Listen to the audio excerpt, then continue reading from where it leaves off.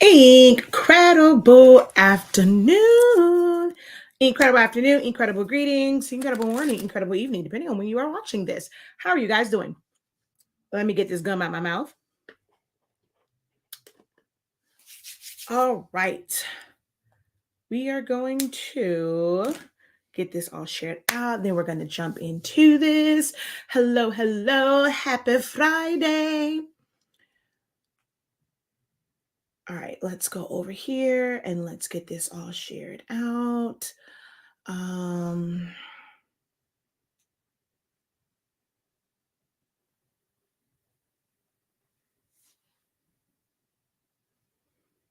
Okay.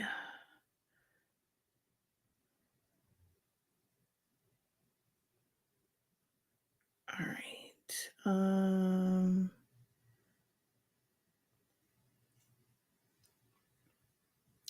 All right, now come on now. Pop up. Okay, there we go. She's like, I'm here, incredible. Whoa. Okay, hold on. Oh, wait a minute. Does this sound crazy? Let me check my microphone. Which microphone am I on? No, I'm on the right one. All right, cool beans. Okay, let's go share. Let's go share to a group. And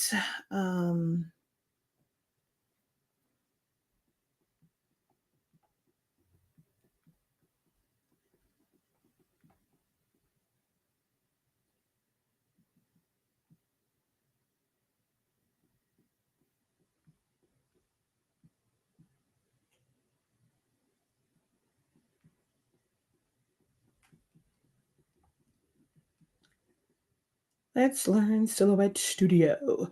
Okay, 1, 2, 3.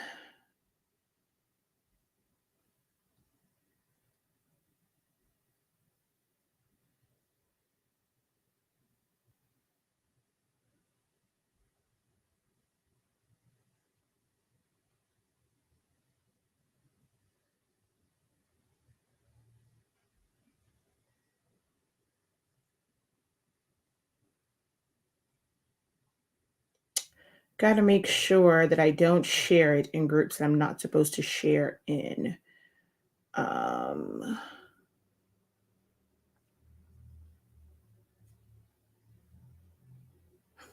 Interesting. Okay, so now let's also share, write a post.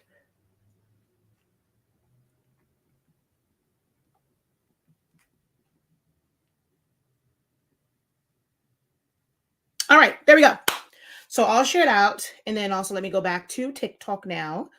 All right, we're right at 4:30, so I wanted to kind of come on before 4:30. That way I can kind of get into the nitty gritty of it at 4:30. All right. So, hello, hello, hello once again. I am Shakia, the professor. I don't know why I like saying that like that. Of HS Inc. 365 LLC. We are the parent company of Silhouettes Anonymous, which is my online platform where I teach you guys how to use Silhouette Studio and how to get you addicted. And then I'm like your rehab center. You're addicted to it to be able to help you through this addiction of learning to design in Silhouette Studio. Also, we are the home of the absolutely amazing, incredible product line, which is like right there. I don't know what happened to my ink that was there. Probably took it down for something. But honestly speaking, we carry Sublimation ink, Sublimation paper, pigment ink for like your chip bags and stickers and labels and things like that. Heat tape that's non-staining, non-marking. As well as some other accessories and digital files and things like that over on our website, shop.hsink365.com. And then 365 Creative Academy, where I help you to unlock your creativity in a wide variety of in-depth classes, everything from Essentials to Silhouette Studio, how to set up your Shopify. We've done business. We have our business program, creative business program, how to do like memorial designs, like all sorts of things, chip bags, like all party favors, chip bags, cake toppers, all those different things. And I designed them all in Silhouette Studio. So if you don't know, Silhouette Studio is a very versatile, it's versatile gateway program to, I don't have to call it a gateway drug, but a gateway program to graphic designing. It is a standalone software. Although it is the software that is used to control the Cameo and Portrait and Curio and Mint and Alpha machines. Like this is the family of Silhouette machines. Although that is the program that, they technically designed it to be able to use with their equipment, it is a standalone software, just like Photoshop, Illustrator, Affinity, and things like that. So you don't have to be connected to the internet. You download it, it's there, it's yours, and it's free. So it's a great way to get into customizing designs and even if you're just doing like really simple stuff like text only, and being able to put in the colors that you want, arrange it how you want, really, really, decent beginner software for getting into designing. And then that way, like once you learn some of the terminology, because I feel like that is one of the key things that most people struggle with, is understanding the terminology and like the verbiage and, what does this tool do? Or when someone says this, what do they mean? So once you kind of get a hang of that in Silhouette Studio, then you can upgrade to like your Photoshops or your Illustrators or Corel Draw or Affinity Designer, Affinity Photo. Think of it oh, come on. What is going on with this? It's telling me that my signal is unstable. Oh, God. And my eyeball's itching. It's almost like, I don't want to call it the elementary school. Okay, I don't know what's going on over here. I'm probably going in and out over on TikTok. Let me know if you guys can hear me still on TikTok, because it keeps telling me that my signal is unstable. If I have to, I'll go out and I'll come back in.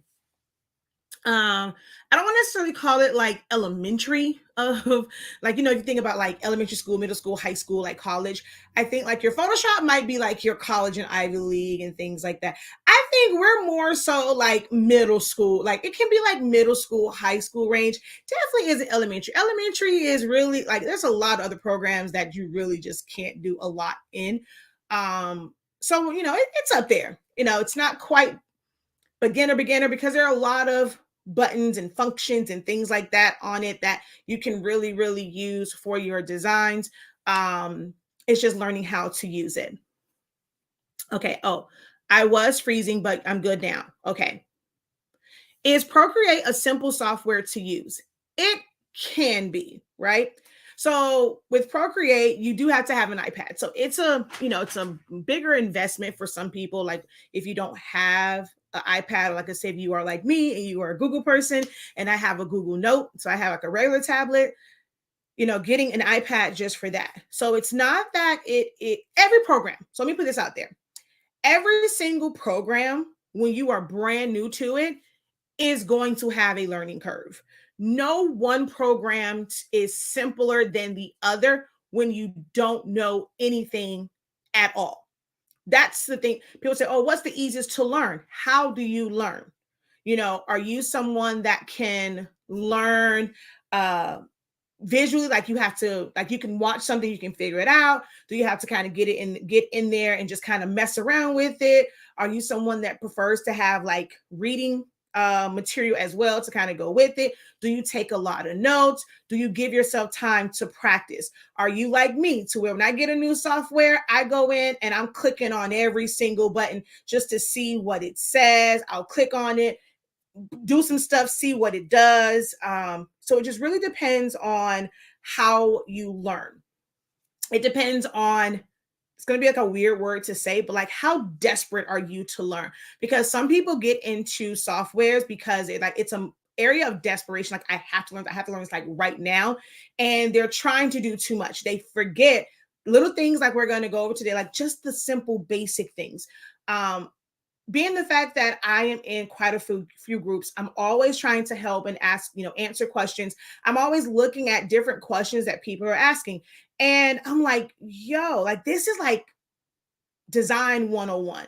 When it's things like, especially in sublimation groups, oh, well, I designed it. When I go to print, the print is cut off. I don't know what's going on. So I have them send me, it's like, hey, post some pictures of your design page, your print settings, or I'll ask them, what size paper are you printing to? What size do you have your design page set to? Design page, what do you mean by that? And I'm like, wait a minute now. you don't know what I mean by like, okay, what's your design page set up to? And they're like, no. So it's like, those are the things that most people miss. So when you're trying to learn, if you're not trying to really focus on, like, before you get into InDesigns, at least know how to open the page, set your design page, know where like the key things are, like your text tools, how to fill in with color. That's where most people will start at, how to fill something in with like a background. And then from there, it's, it just builds from there. Whether or not you're going to just bring in clip arts and just arrange them, are you trying to create things yourself? All those things play a part in how difficult a program can be. So Procreate is more like your Photoshop than so that's more like Illustrator. It's a vector-based program. Photoshop and like Procreate and Affinity Photo are ones to where you can do like shadows, and you can like draw in, you can do blurs and stuff to enhance your photo, like enhance things. You are still limited because it is still an app, right? Your resolution, like when I see, I'm not gonna lie, when I see people design on Procreate, I can always sometimes tell when someone designs something on Procreate because the edges aren't like as sharp. One of the people that I love is like Raw Sushi on YouTube and stuff, but her images are not, like, to me, the sharp as they can be, because you can only do so large of like a resolution. And when it comes to graphic designing, you need a lot of, you need a good graphics card, you need good RAM. Tablets just don't give that to you. So it's a simplified version of Photoshop. It really is. So what most people like about it is being able to use the pencil. When you want to do those things on like Photoshop, you got to get used to using a Wacom pad or like a drawing tablet. And because you can't really see what you're doing, like it's just a black tablet. And if you have a really large screen, but you only purchased the little tablet, trying to move around it, and you have to like reset your brush. So you're trying to look at your screen, but just draw out. For some people, that is really, really, really, really hard to do. I'm like, ugh, I have a love-hate relationship when it comes to using a drawing tablet, but it does help to be able to like adjust your pressure, to have like thicker strokes that'll go thinner, and like be able to change different things up. So most people like Procreate because of the pencil factor, and you can use a pencil and you can literally draw it out, and you're looking at exactly what you're drawing. I was under the impression with Procreate, you take a picture and you add to it. I can't draw a square correctly. So all softwares allow you to bring in an image. So some people will use Procreate for that. They will use it to bring in images, arrange them, blur things out. So you can use it for that as well. Okay. But you can do that with Silhouette also. All right. Let's see. Let's come on. So I know it still says Q&A at the top. It always stays up there. You can ask questions. We are going to go over some really, really basic things for Silhouette Studio that everyone should know when you first start using the software. But if you have specific questions, feel free to go ahead and post them. And after I kind of get done with certain things, I'll come back and answer them. Or in what I'm going to discuss, your question might be answered.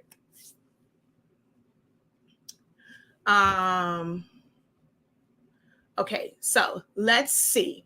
Incredible evening. Afternoon. We're still in the afternoon. For me, it's not evening until after 5 o'clock. Is anybody else like that? Like, I always say good afternoon until 5 p.m. And then once 5 p.m. hits, it's evening for me. I am clueless on how to use Silhouette. Well, you are in the right place. I am an expert at Silhouette Studio. Okay. I have pushed that program to push it to the limit. So, I mean, I've done some things that people can't believe that Silhouette Studio can do. I've done some things to where I don't think the creators of it have ever pushed it to that limit, because most likely when they thought about using the software, they thought about like things that you can do with their machines, and some of the stuff that I design You can't do nothing with the Silhouette Cameo with it. So I have pushed that program to the limit. I am the expert on that software. Okay, so incredible. Hey, how y'all doing? Hello from Ohio. Thank you for watching. Thank you for jumping on live. Hello again. Hi, Sherry. How are you? Hello. Hello, Angela. Thank you for jumping on. Happy Friday to you. Hello. I'm new here, but I did buy your 30-day class. Awesome. We are going to have, okay, so I told a little fib because my crash course, but well, it's not really a new class, but I am going to schedule some like end of the year, like wrap up sessions for anyone that has taken the 30-day training already to kind of have a live and you guys can ask questions. So I'm actually going to schedule that one out. So I will have some additional lives, that one. And then someone asked me about Shopify, kind of just having a rep session about Shopify so they can be ready for the new year, since I'm not doing any classes after the 23rd. So they want to be ready for the new year. So I'm actually going to throw in those two, not next week, the week after next. So let's see. She said, because there's nothing like hearing your own name roll off your tongue and ring in your ears, speak your greatness into existence. Hello, my love. How are you, Phyllis? Thank you for joining me. Oh, okay. So it was messing up over here as well. Okay. I'm glad it's fixed now. Hello. I have a question about the Silhouette Studio program. Ask away. Is anyone having a problem with 4.4 being clicky? Yeah. So the preferred version for me that I always recommend to people is 4.3.370. It is the most stable version of the four series, right? 4.4 just did not work for me. But if you had a Pro, unfortunately, you were stuck with using 4.4 because that is the one that has the Pro in the drop down. So you have to use at least that. 4.5, honey, it is just a no-go for me. And I don't have a little rinky-dink computer. I have a gaming computer and it still messes up with 4.4 and 4.5. So it definitely is very glitchy. Hello. Thank you guys for joining me. Thank you for watching all the way from Detroit. I am in South Florida. So if you are in the South Florida area, we do in-house trainings as well. So definitely hit us up. I purchased Essential Silhouette Studio class before the 30-day class was offered. Is there a big difference in the two classes? Yes and no. So the Essentials to Silhouette Studio, the original one, I pretty much like did everything in one day. So it's like only 5 hours of information. The 30-day training, I went through and broke it down like day by day. So each section got its own dedicated day versus its own dedicated like 15 minutes. And there was like times to practice in there and stuff like that. So it is kind of the same information, but it's broken down in bite-sized pieces. All right. Hello. It's night already here. 4.5 is new and horrible. Exactly. All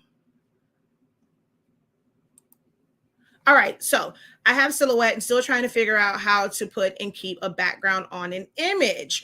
Okay. I'm clueless. I think I read that one. All right. Let's jump into this. Okay. I just added it and needed to go back slow and non-responsive. Then it crashes.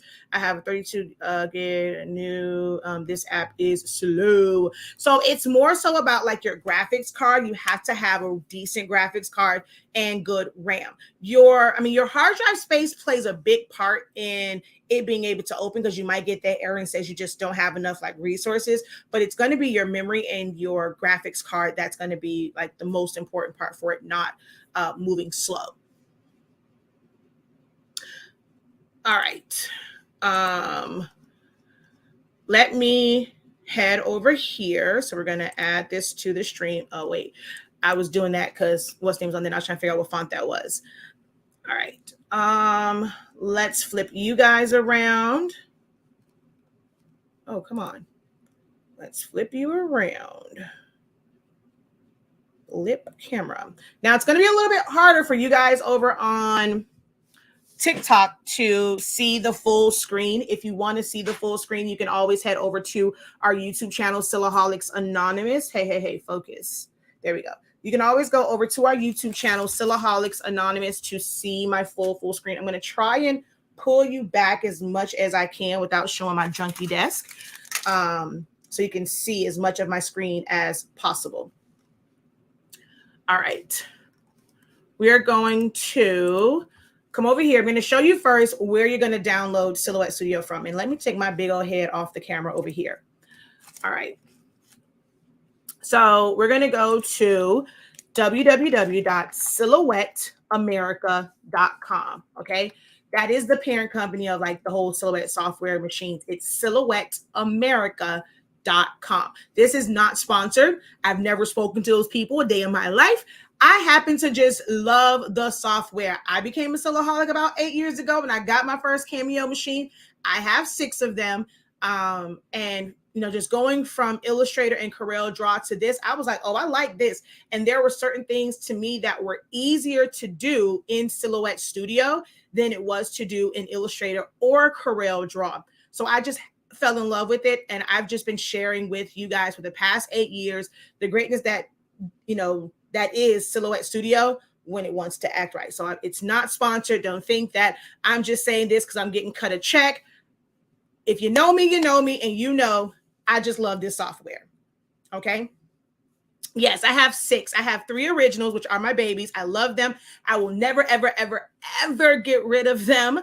I have a Cameo 2, which is, okay, it's low key my favorite. It's just, I protect that one with everything, because if the touchscreen ever goes out, I lose, it doesn't work. So but I really want to get at least 2 more number 2s. I have a 3, which I cannot stand. I keep it for teaching purposes only. And then of course I have a 4, which is a pretty decent machine. I just don't like the way the auto blade works, but yeah. So yeah, those are my 6. And I do still want to find a portrait 1, 2, and 3. Well, I can buy the 3, but I want to find a portrait 1 and 2. Okay. So, all right, I'm going to do like this. Hold on one second. Let's go to banners and let's edit. Okay. Downloading software. Okay, so we're going to put this on the screen right here. Okay. I have a 2, don't know what numbers they are. Oh, okay. I'll show you them afterwards. So not a fan of the 3. Which one is the 4? The one that's on the screen right now is the 4. That's a 12-inch 4. Then they have the 4 Plus, which is 15 inches. And then they have the 4 Pro, which is 24 inches, but I don't recommend the Pro. Okay. So once you come to the website, you're going to go to software and you're going to go to get software. From here, you're going to click on learn more. Learn more. And once you're on this one, you're going to go right here to download legacy version. Now, like I said, there's a lot of 4.4s and there were different updates. You can always read the release notes on it. 4.5 has its release notes and all that kind of good jazz. I personally recommend that you install 4.3.370. 4.3.370. If I can get somebody to type that in, 4.3.370. It is a legacy version. And then as far as the ones to download, if you have a Windows PC system, download the 32-bit. It is really going, because it's meant to work on a slower system. Even if you have a 64-bit system, it's going to work better on your computer. The 64 for me just didn't give what it was supposed to give. And of course, if you have a Mac, it's just 64. But if you have Windows, download the 32-bit version, even if you have a 64-bit. It goes on there and your computer says, it recommends and it says 64, whatever, just do the 32. Okay.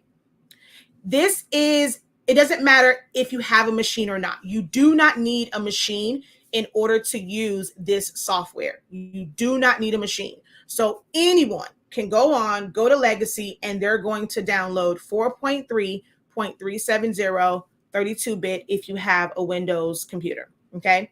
And there's a lot that you can do in the free software. You don't even have to go to Designer Plus, or Business. There's a lot that, as far as like designing, there's a lot that you can do. Now, if you are someone that's coming from the world of Cricut and you are used to using SVGs, then you will have to get Designer Plus, or Business Edition in order to open up those SVGs. But if you're wanting to just learn how to design pretty much like from scratch, or you can just trace a PNG or JPEG of that same file, all you need is the free version.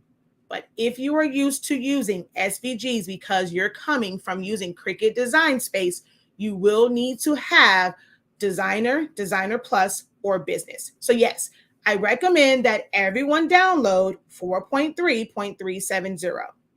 If you are using an older, a more updated version, you just have to uninstall the version that you are using. So you're going to go to, however you get to your apps, you're going to uninstall it, and then you're going to download and install the 4.3.370 to go back. Okay.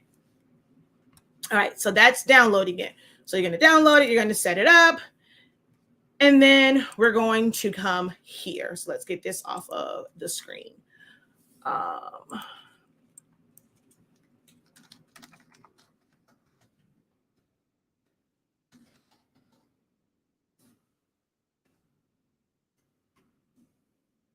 Okay. What is that version about? What do you mean, what is that version about? I'm not sure what that question means. Thank you guys for posting that 4.3.370. All right, cool beans and 32-bit. Exactly. All right, so opening a file. If you already have like, let's say you purchase a template.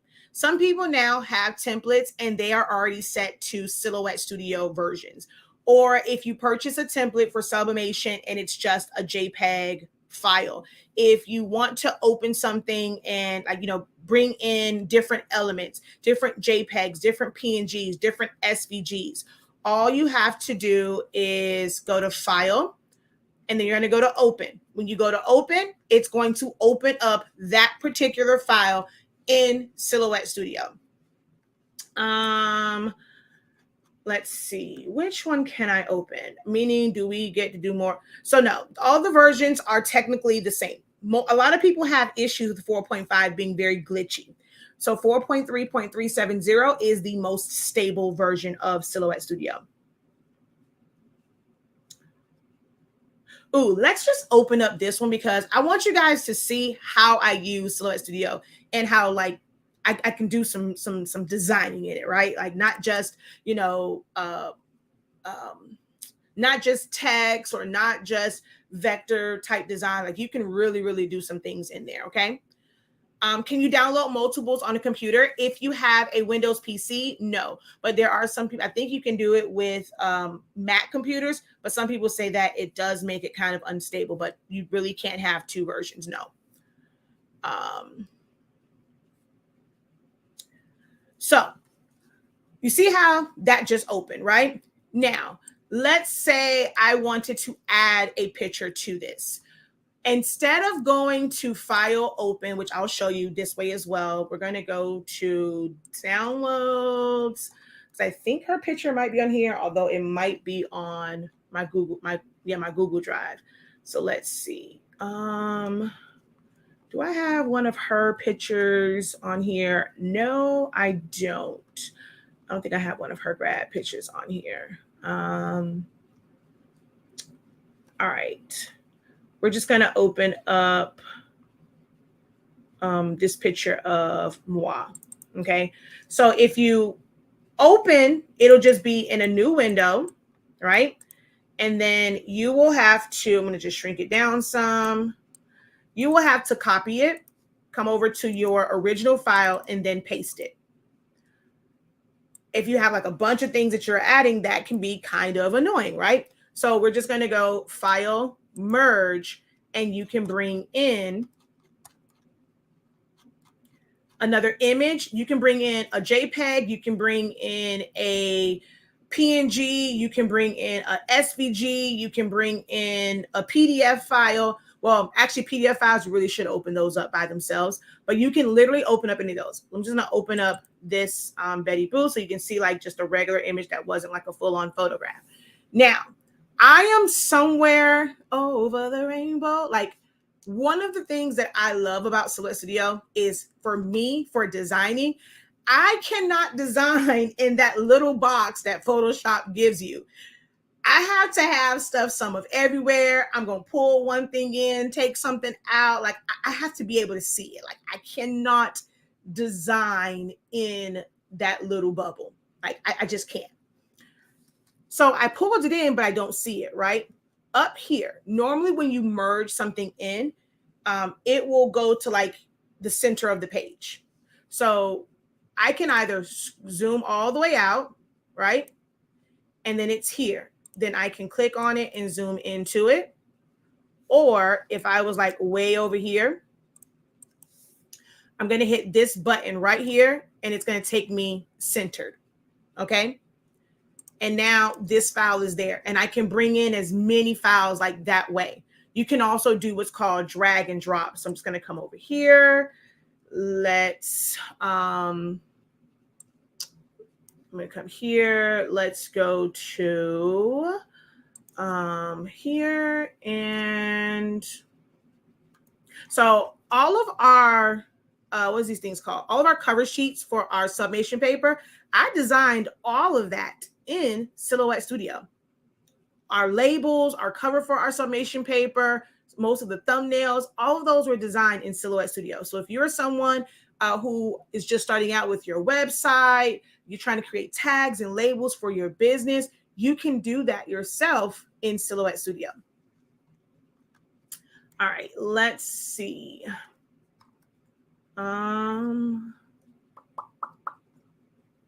All right, we're just going to bring in, I'm just going to bring in, what do I want to bring in? It's taking too long. Okay, let's just bring in this picture right here. So I can click, drag, and drop, and it will be in Silhouette Studio. So you can do that as well. Click. So if you have a lot of PNGs that you want to bring in, you just click them. You have to do them one by one, but you can have like your, you can have your folder with all of your images open and then just click and drag, click and drag. All right. So that's another way to bring in your images. All right.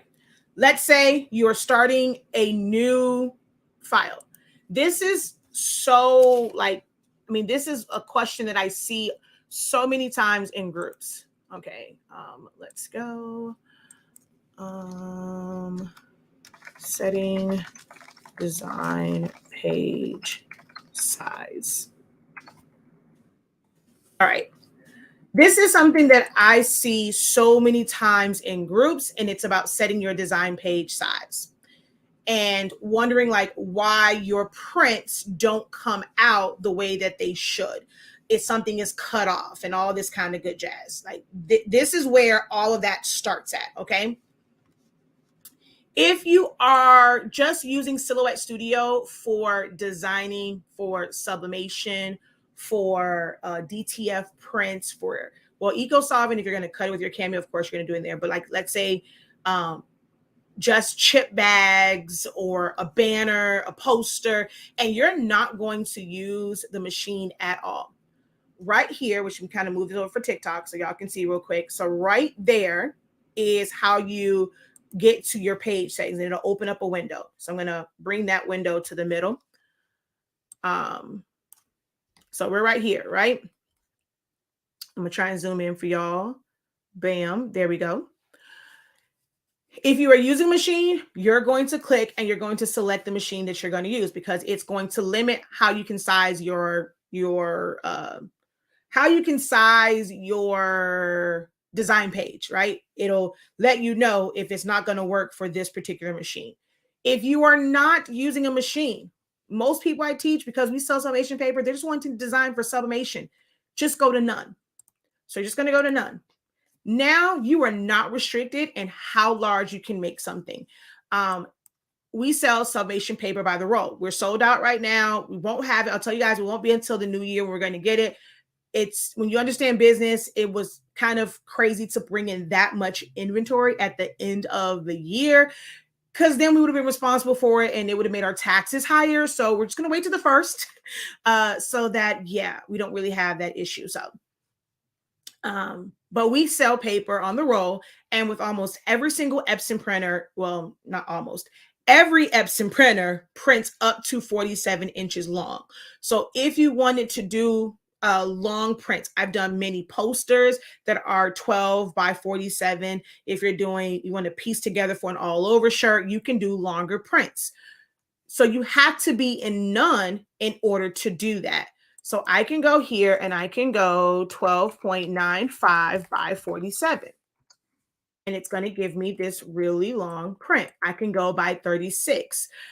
If I'm doing a banner, which, I mean, there'll be too much graphics on here, but like, let's say I do like 36 by 72. Well, no, let's do, I mean, yeah, we can do it that way. So it's like 3 by 6. So you can design up to any size when you have it set to none. Your cutting mat will automatically go to none. If you are using a like a machine, watch what happens. I'm at 36 by 72. I'm going to go to my Cameo.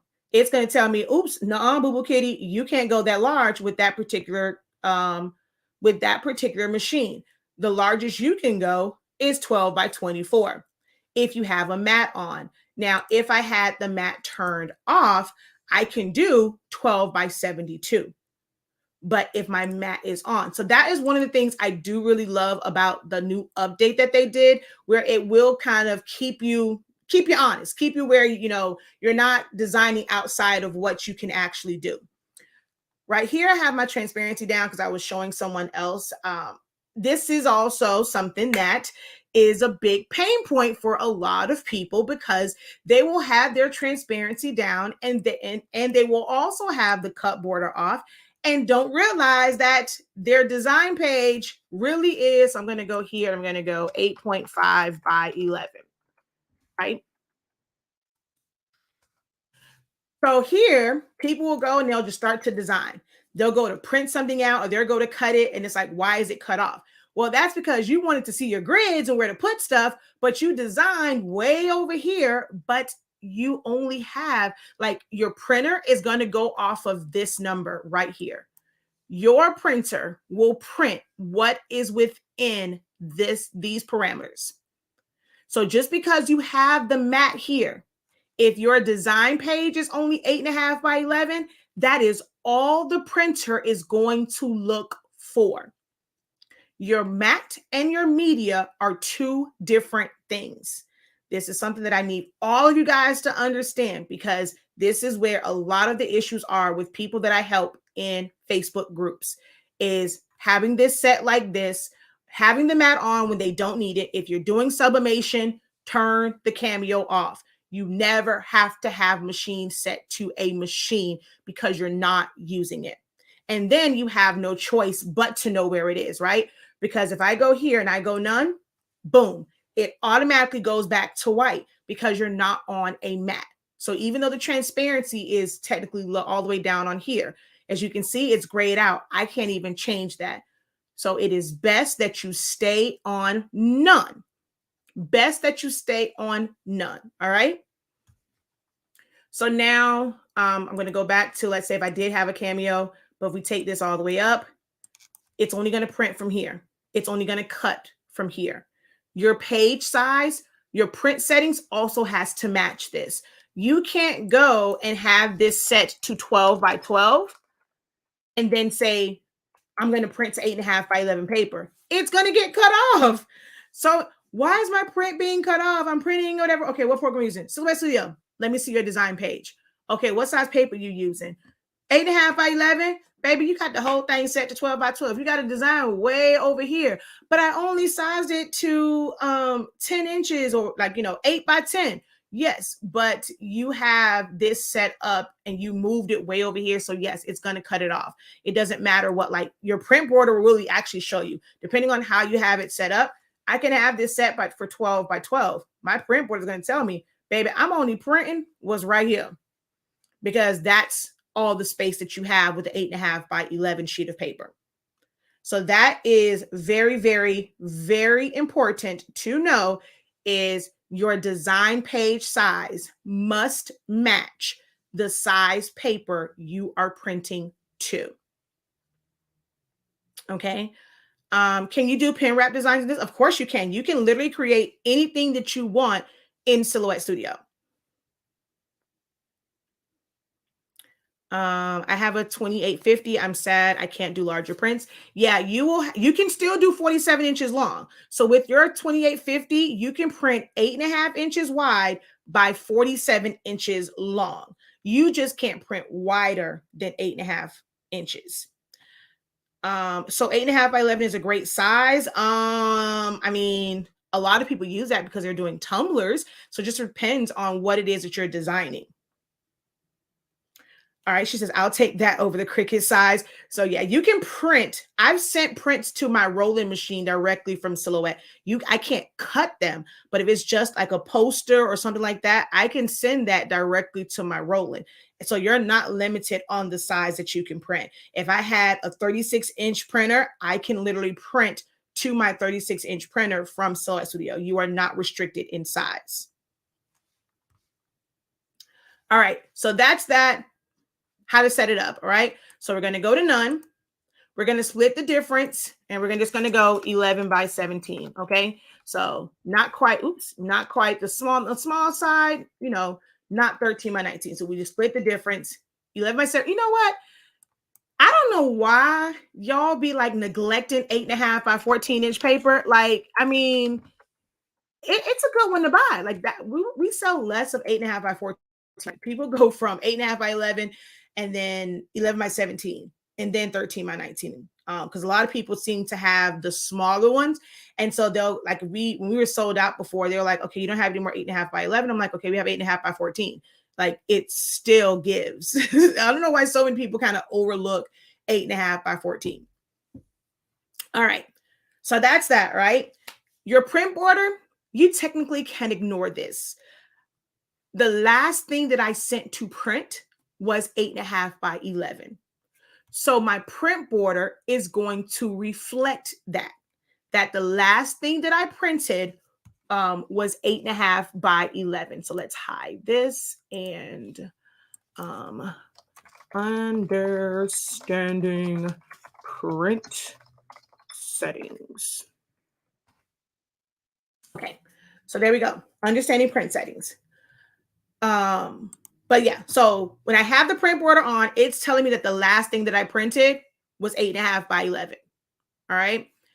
If I had printed 11 by 17, which I'm going to switch it over, you're going to see that on the same 8.5 by 14, it's going to show only part of the print border. You can ignore this, guys. You can ignore that. All right. When you go, I'm using 4.3.370. When I go to print, I'm not going to get that print preview. When you get that print preview, if you are using 4.4 or 4.5, ignore it. All right, let's see who's paying attention. When we get to the print preview, after you hit print and your print looks cut off, what are we going to do? What are we going to do? When we go to print, we get a print preview and it's cut off. What do we do? Yes, if you don't have a machine, just set your option to none. For a machine, just set it to none. Exactly. I'm going to see if they, yep.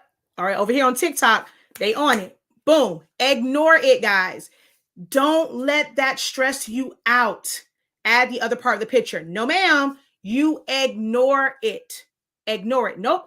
You do not go back and change your page settings. Nope. You do not do that. You ignore it. You have not done anything wrong. Exactly. Ignore it. Ignore it. You have not done anything wrong when it's cut off. The Silhouette Studio print preview is not your final, like it's not the way that it is going to print.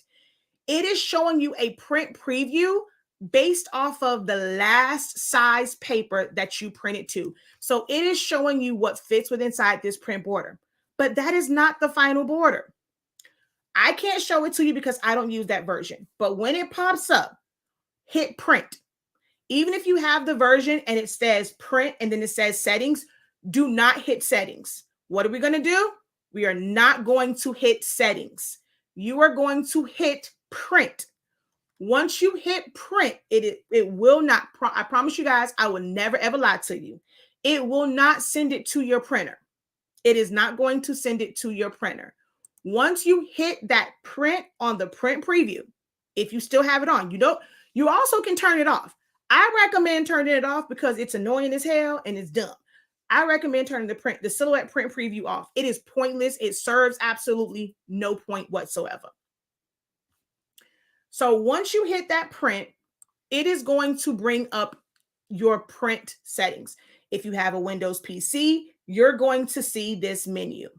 If you have a Mac, you're going to see, now TikTok, y'all are gonna be able to see this because it's showing on my other screen. But let me see. Let me go to banners. No, not banners, brand. If you have a Mac, it is going to show you, it's going to be like this. Okay. But not that one. Which one is it? It's going to look something like this. All right. But this is what you'll get.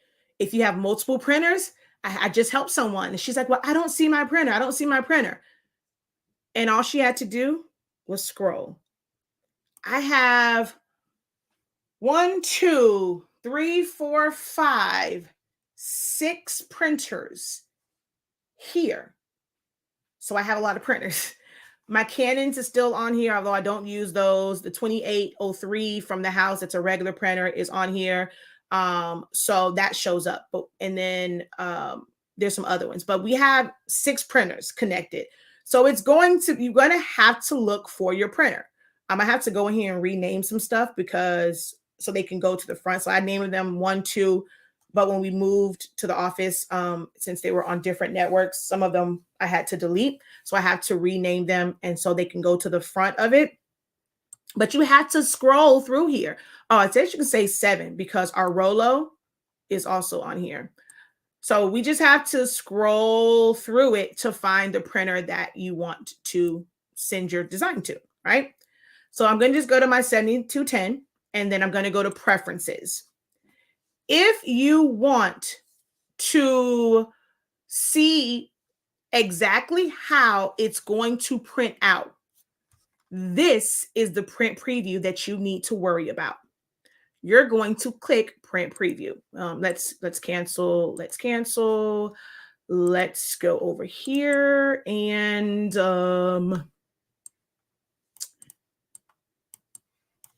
let's bring this group copy.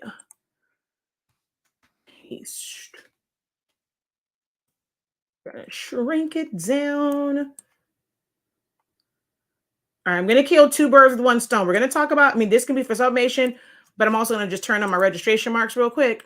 Oh, wait, I can't because I'm not doing a machine. So I can't do that right now.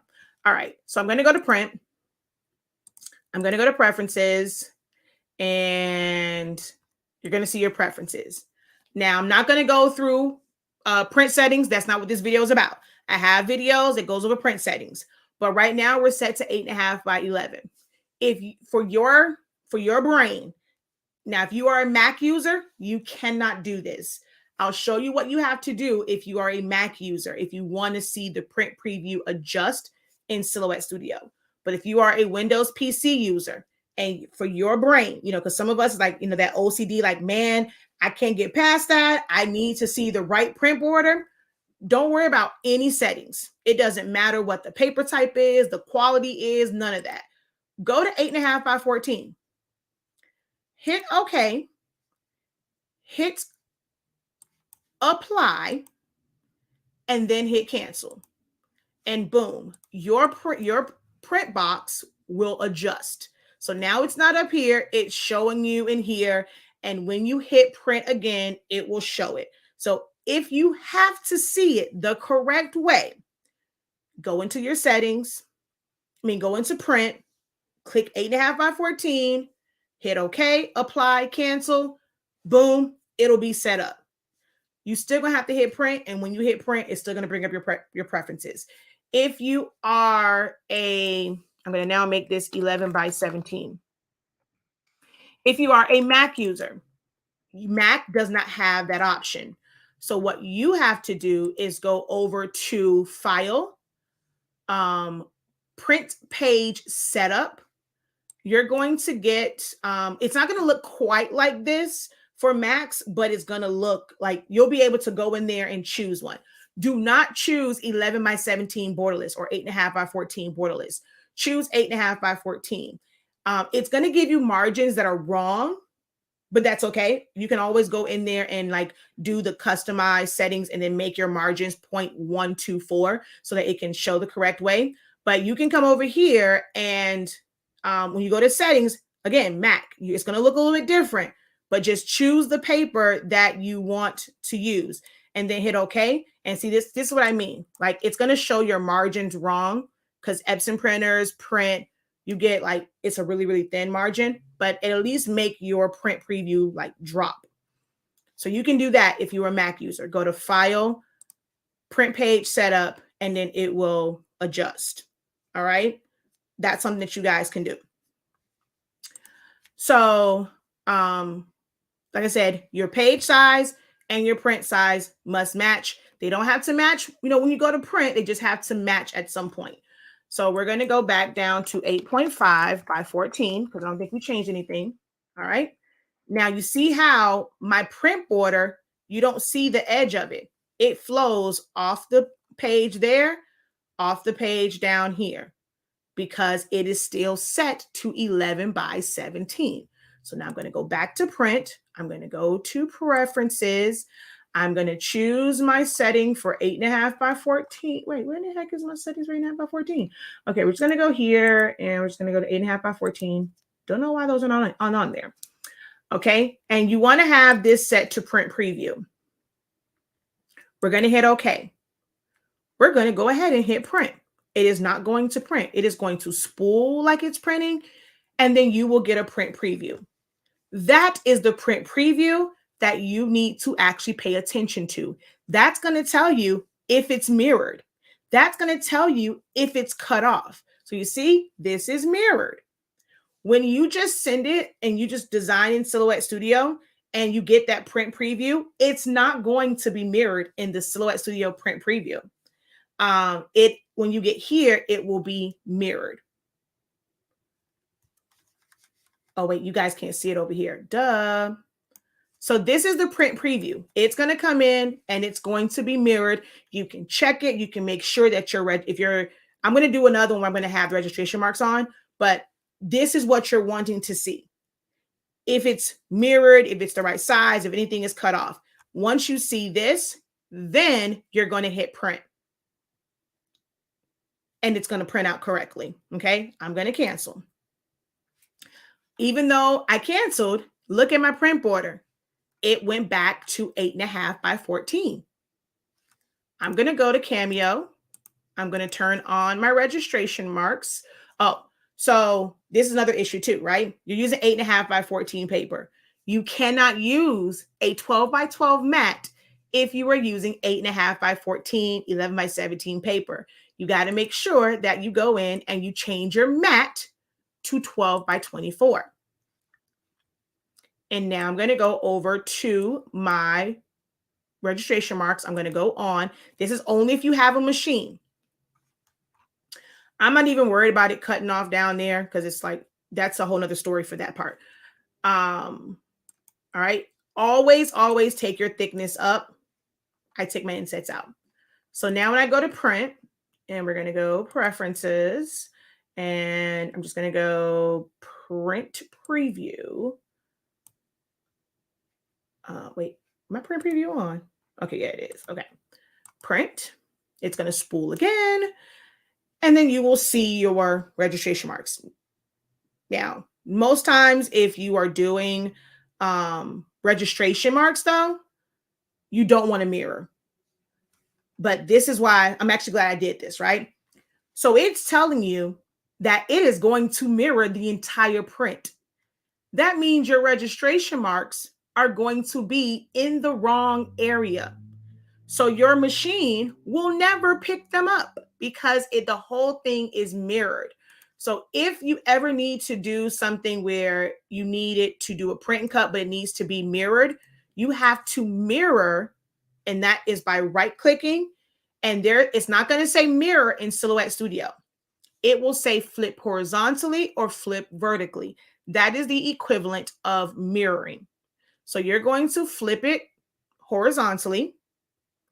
And then when you go to print, you do not mirror. We're going to go to more options, uncheck mirror, hit OK, and print. Now your registration marks will be in the correct place, but your print will be mirrored for you to do the print and cut. And here we go. See, this is where your registration mark should be. It should look exactly as it does on here. If this one is showing 3 distinctive marks, this needs to show the marks, and they need to be in that order. You need to see all of it. If the bottom one is cut off, it's not going to register correctly. If the side one is cut off, it's not going to register correctly. All right. So that is setting up your print settings. Boom. All right. Next one that I get a lot about, which someone asks, when you are doing something like tumblers, right? What most people end up doing is, we're going to turn this off. We're going to move this. What a lot of people do is they will come to their parent. When we say, someone will say, okay, hey, what size do you use for tumblers, right? And someone's going to tell you 9.35 by 8.25. And what I find that most newbies do is they will come to their page setup and they're going to go 9.35 by 8.25. Okay. It's not to say that this is wrong, but because of how you have it set up, when you go to print it, it's going to be cut off. Remember how we were set, even though we're set to 8.5 by 14, it's still 8.5 inches wide. Do you see where this is cutting off at? It is going to cut off your print. Your design page size is the size paper you are printing to. It is not to be made the size of your design. Your design page size is the size paper you are printing to and or cutting on. If you're going to do like vinyl or something like that, it is not the size of the design. So this is something that I see a lot of people make a mistake on. When someone tells them 9.35 by 8.25, they make their page set up that way. What you really want to do is, we're going to take this back to 8.5 by 11. We're going to go over to the drawing tool. You're going to click on that and you're just going to make a rectangle. All right. So, oh, I forgot to do my banner. Let's see.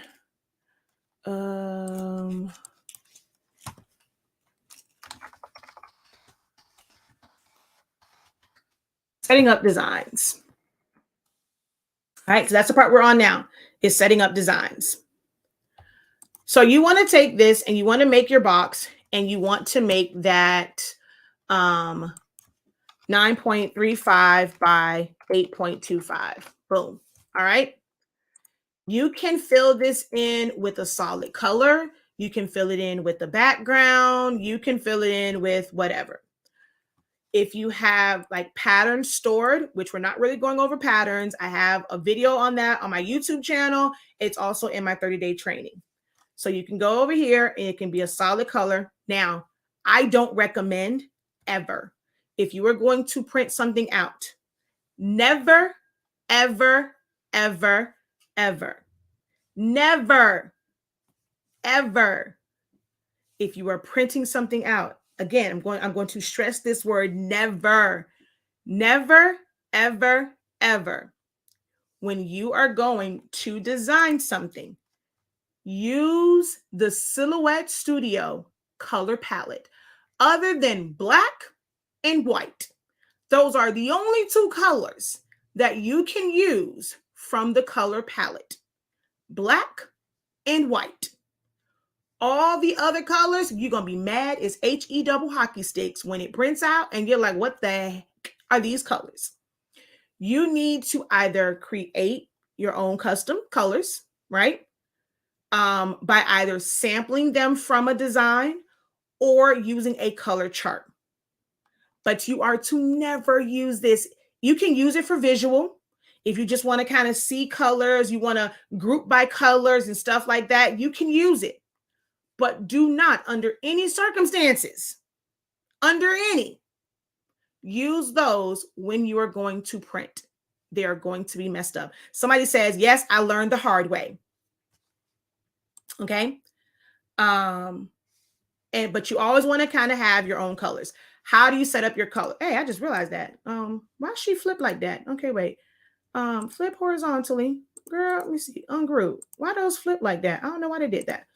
All right, let's say I wanted the pink in her dress here, the red from back here. I'm going to make some type of shape. I'm going to go either to my color palette at the top and select my dropper, or I'm going to go to the one on the right-hand side. I'm going to sample that color, and then I'm going to add it to a palette because I have that color there, or like even up here, you can just hit the plus sign to add it. If I want another color, I'm going to go here. I'm going to select this red. I'm going to add it. I'm going to do it on this side. I'm just going to add it to a color palette. All right. So now when I go here, or if I'm designing something else and I need that color, I can go on here. I can find that color and then fill it in. And that when you're doing it that way, know that the color will be off. Like it will match whatever you sampled. If you're looking for something to be a specific color, that's where things like your color charts come in. Okay, I have color charts on. Hold on, let me flip y'all around. Just as soon as I didn't think about talking about color charts. I don't know where is my one on felt? Golly.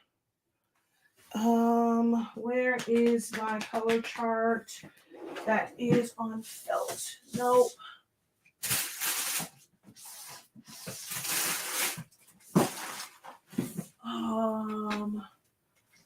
Okay, I am missing a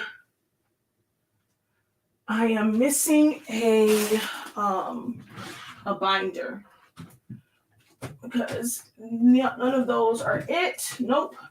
I'm missing a binder.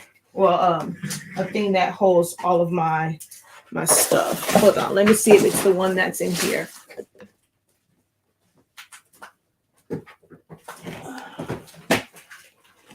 Nope, it's not this one. Okay, I don't know where my one with my felt sheets are because I always tell you guys to print to felt sheets, but I can't find mine right now. I have a little binder that has all of them, but let me flip y'all around and flip camera.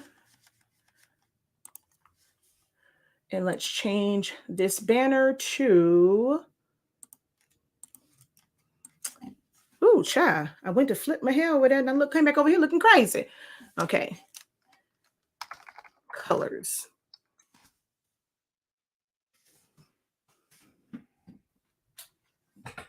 All right. I need to put my controls back over here. Color charts. If you're doing hard substrates, this is normally what I pick mine from. You want to have one printed from your printer. People ask me all the time, can you send me that tumbler with the color charts? No. Reason why? Colors will look different. Look at how different those colors look from the 7820 and the 2720. 7820, 2720. The colors look different. So you have to do this part yourself so that you know how your printer with the ink that you have and the paper that you are using, how the colors output. All right. And then you're going to go on here and say, I want this color. Now, if your eyes can see it, you can type in the code, or you can have it printed out big so you know, okay, chart 2, and it's this one. I need code. I'm not going to try and read this, Jesus. Hold on. 3498D8. Okay, child. Hard to see that thing. Okay, let's flip camera. So if I wanted that one, I'm going to click here. I'm going to click on the drop down. It looks a little bit different in 4.4 and 4.5.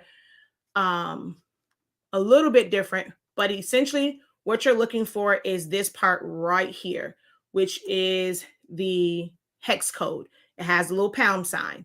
You're going to highlight that and you're going to make that the color that's there. What did I say? Oh, Jesus. Hold on now. 3498D8. Boom. That's the color. Okay. And I know I'm not going to be surprised when it prints out. That ain't the color I wanted. Yes, it is, because I chose that color. This only works for things that you can actually select to change the color. You cannot do that with backgrounds. You cannot do that with people's picture. It has to be something that you can physically click on and actually change the color on. Well, let's undo that because that was still grouped together. So we're going to ungroup and we're going to select on that one. And see, we can change that. We can change the ribbon. All right. That's the only thing that you can choose the color. So that's that. All right. When you sample like that color store in the profile. So yes, it will be here. So once you close it and open it back up, see all of my colors, they remain. Now, if you like uninstall or if you change to a different version, it may not be there.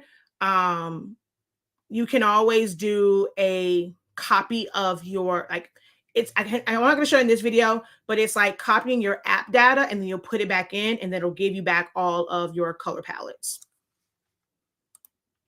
So that's the most important part about colors. That's like one of the other questions I get asked about all the time. Why are my colors so off? Now, part of it is the printer that you're using.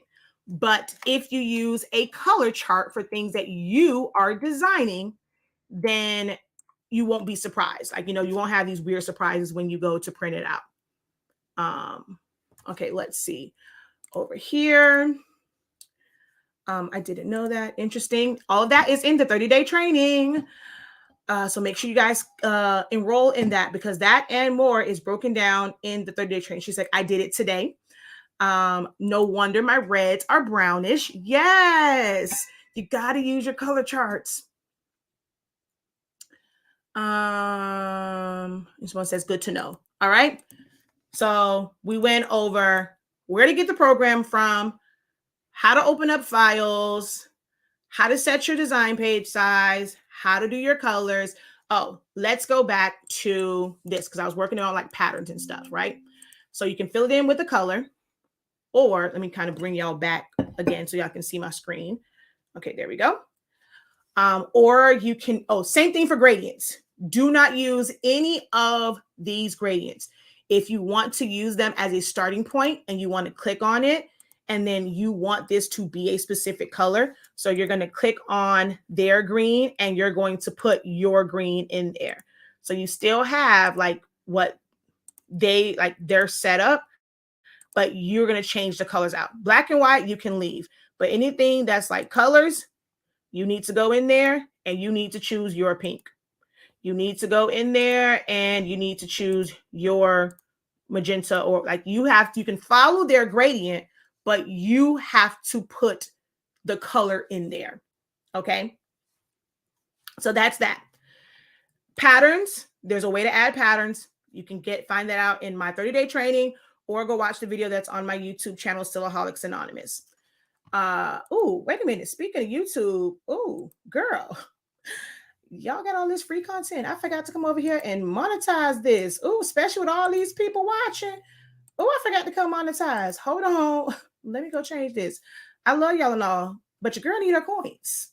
I mean, unless y'all gonna throw up some super chats. If you're on Facebook, you're gonna shoot me some stars, or you're gonna hit up the Cash App. I got to turn on my monetization to get my little 5 cents because that's about all YouTube gives you, child. Okay, so you can do patterns. Like I said, that is on my channel, and you can do it that way.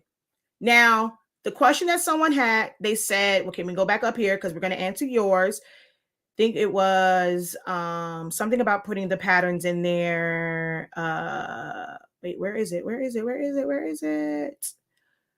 Someone said something about, oh, I'm still trying to figure out how to put and keep a background on an image. So we're going to do that. Let's say we're going to go over here and let's see, what background do I want to bring in? I don't think I have any on this one. Let's go to, I don't even know if there's any over here. I think I gotta go to my downloads folder, then like actually go into like Creative Fabrica, that folder. I don't think I have any backgrounds over here. It's gonna take a little minute I got way too many files. Okay, perfect. This is glitter and wood, right? I'm gonna take this and I'm gonna drag and drop. So you just click on it, drag and drop into Silhouette Studio. This is now here. I'm going to shrink it down some. I'm going to come over here and I'm going to increase it.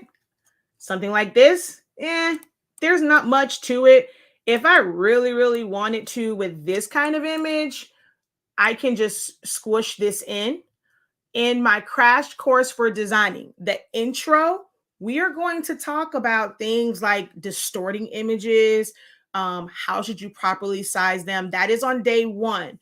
So if you are wanting to know about designing and you want to get more out of your design, sign up for the 10-day crash course.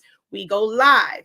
So if you want to be a part of the live experience, we are live the 12th through the 22nd. At first I said the 19th. I don't know. I think I was looking at November's calendar. The 18th is Sunday. So we are live the 12th, 13th, 14th, 15th, 16th, 17th, 19th, 20th, 21st, and 22nd. 10 days of learning different types of like design techniques. So we're going to go over things like why you should or should not use the handles when you are like designing, because it'll distort certain things. So we can go like this, right? And try and get it to fit in there. You can go and you can make your back, like you can take this and you can put in the width 9.35 by 8.25, right? And it's going to make it that size. This one, you're not going to really be able to tell that it is distorted, but other ones, you'll be able to tell, right? So, what I normally do is, we're not going to be able to fit all of it in there anyway. I'm going to send this to the back. And normally I have this not filled in, and I kind of figure out what part I want to cut it to. And then you're going to drag and select. And then you're going to come over to the right-hand side and you're going to bring up your modify panel. So the modify tool, just for you guys over here, is this one right here. Okay. That's going to bring up this window. And you're just going to crop. You have to have both the background and your template. A box is a template. A circle is a template. The outline of this vest is a template. So if I wanted to fill, see, that's why we don't stretch. If I wanted to fill this in with that pattern, it would be the same thing. So we're going to select it and we're going to go crop. It is now cropped down to that size. If I wanted this pattern in this vest, I'm going to increase the size of it. I'm going to send it to the back. Oh, let me turn on the line color just so I can see where it goes. All right, hold on. All right, oh, this is a full-on template. Hold on. I gotta ungroup my template. Okay. I'm going to select just my outside and my pattern, and I'm going to crop. Now that's going to be filled in to there, and it will stay. Now, what might be happening with you, what is that, Sandy? What might be happening is, because you're saying you can't get it to stay, right? So let's say I now want it to crop. I'm going to bring her to the front. I'm going to put her right here, and I want to crop her to this template, right? This is where a lot of people also have issues with. I want to crop her down. I'm going to hold down Shift. Well, I'm going to hold down. I'm going to click on my background, hold down Shift. I'm going to click on her, and I'm going to go to crop. Okay, wait, where did my background go, right? Is that what normally happens to you, Sandy? Is you go to crop something and now it's like the whole back, it's not the full background, it's now just in one little piece. Or let's say we're going to go to a star. Y'all know a star is my favorite thing. We're going to go like that, and we're going to select it, and we're going to crop. Boom, it's now there.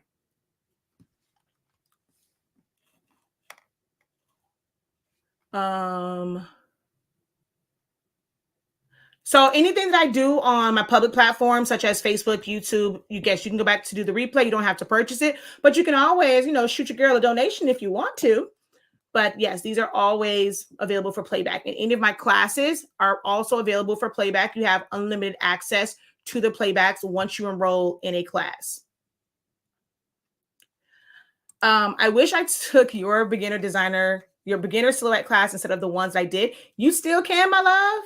It's not too late. That 30-day training, you can watch the playbacks. You're still going to learn a lot from it, especially those bonus ones where we stayed after class and you can see other people and how they navigate through things. You can still sign up for the silhouette class, and you can attend I'm going to schedule a live review session before the end of the year, because y'all know I take 2 weeks off at the end of the year. So if that is what's happening to you, that's what it's supposed to do when it comes to crop. So what you're supposed to do is make a duplicate. So we're going to go copy, and we're going to go right click, paste in front, and then remove that color.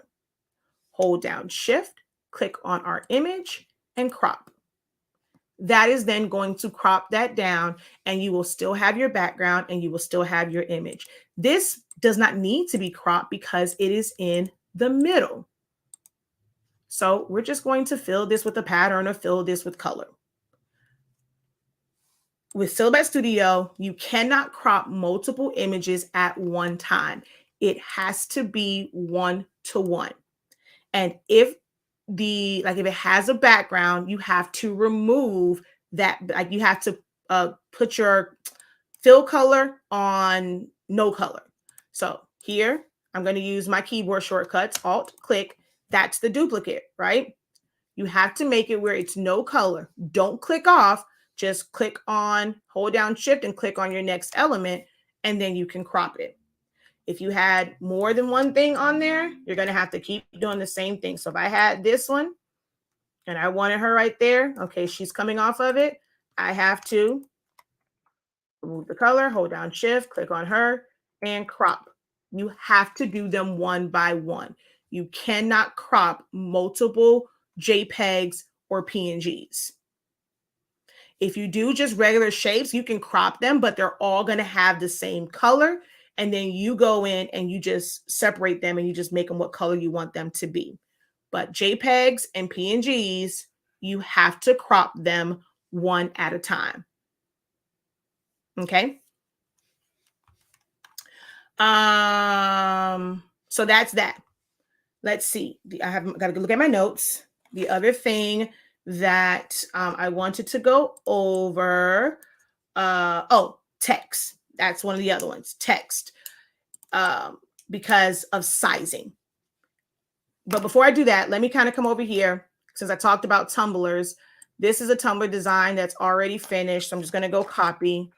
I'm going to bring it back over here and I'm going to delete. We're going to go paste. So here's my tumbler design. I'm going to group it together. Okay. And my page size is set to 8.5 by 11. But if we put this here, of course, it's not going to print. You have to rotate it. Just take this green circle. Wait, grab it. Oh, come on now. And you're going to just move it. Move your mouse down. It's going to rotate it. So if you hold down shift, it should snap to a 90-degree turn. Or you can go over to your transform panel, click right here, and then you can rotate it 90 degrees. All right. And then you're going to just position it, and then you're going to print it. That is how you do your tumblers.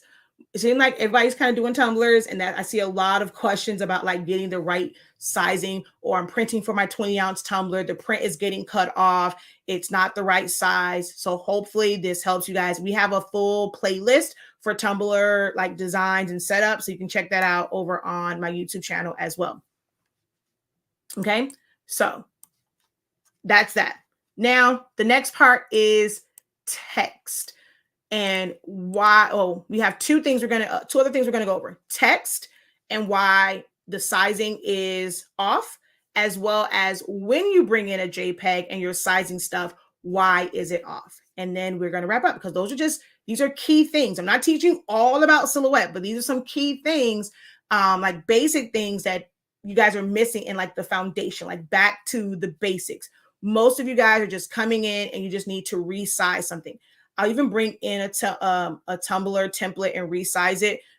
Most people who are starting off, they just want to print a program to print from. So you're just going to bring in your design, you're going to resize it and print, or you're going to, add some things to it and then print. That is what we're focusing on. If you're wanting to know how to put your designs together, how to really use the software, you're going to start with our 30-day training. I highly recommend our 30-day training. It is $83.65, and it goes over everything for Silhouette Studio. Like every tool you can think of is pretty much discussed in this 30-day training, and it has its own dedicated days. So I go over the features and benefits of the upgrade. So if you're not sure if you need Designer Edition or Business Edition, for the things that are in there, I go over that. I tell you about why I can't live without the upgrades. My center of rotation, Lord, that's my best friend. My crosshairs, we in a situationship, but I do like my crosshairs. Being able to open up certain files. So I go over all of the features and benefits, being able to do warp and things like that. Preferences and shortcuts, how to ideally have your Silhouette Studio set up. I'll give you a little sample of that at the end of this video, because there are certain things that are very, very important. So I'll go over that. But like understanding the program layout, page setup, then we get into modify tools, subtract, crop, and compound path.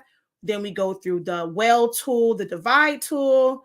We go through the basics of text, text to path, cropping to text. And most of these have worksheets where you get to follow along exactly with what I'm doing to get comfortable with it.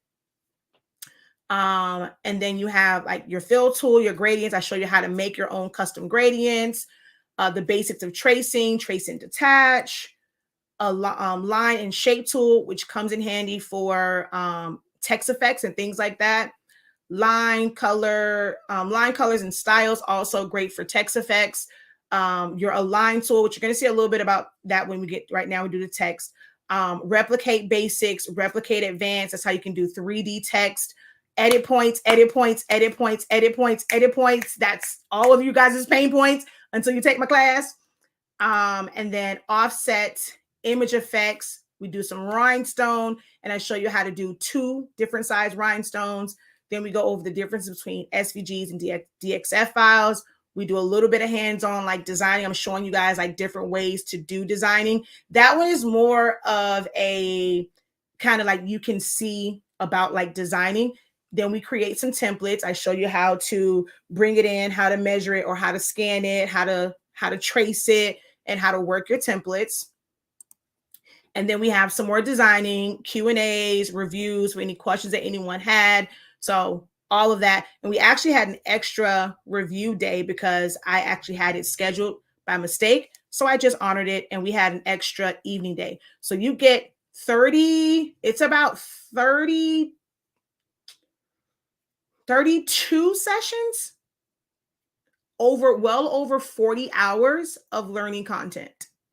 So it's jam-packed. She's like, someone said, that class is the best. I have learned a lot.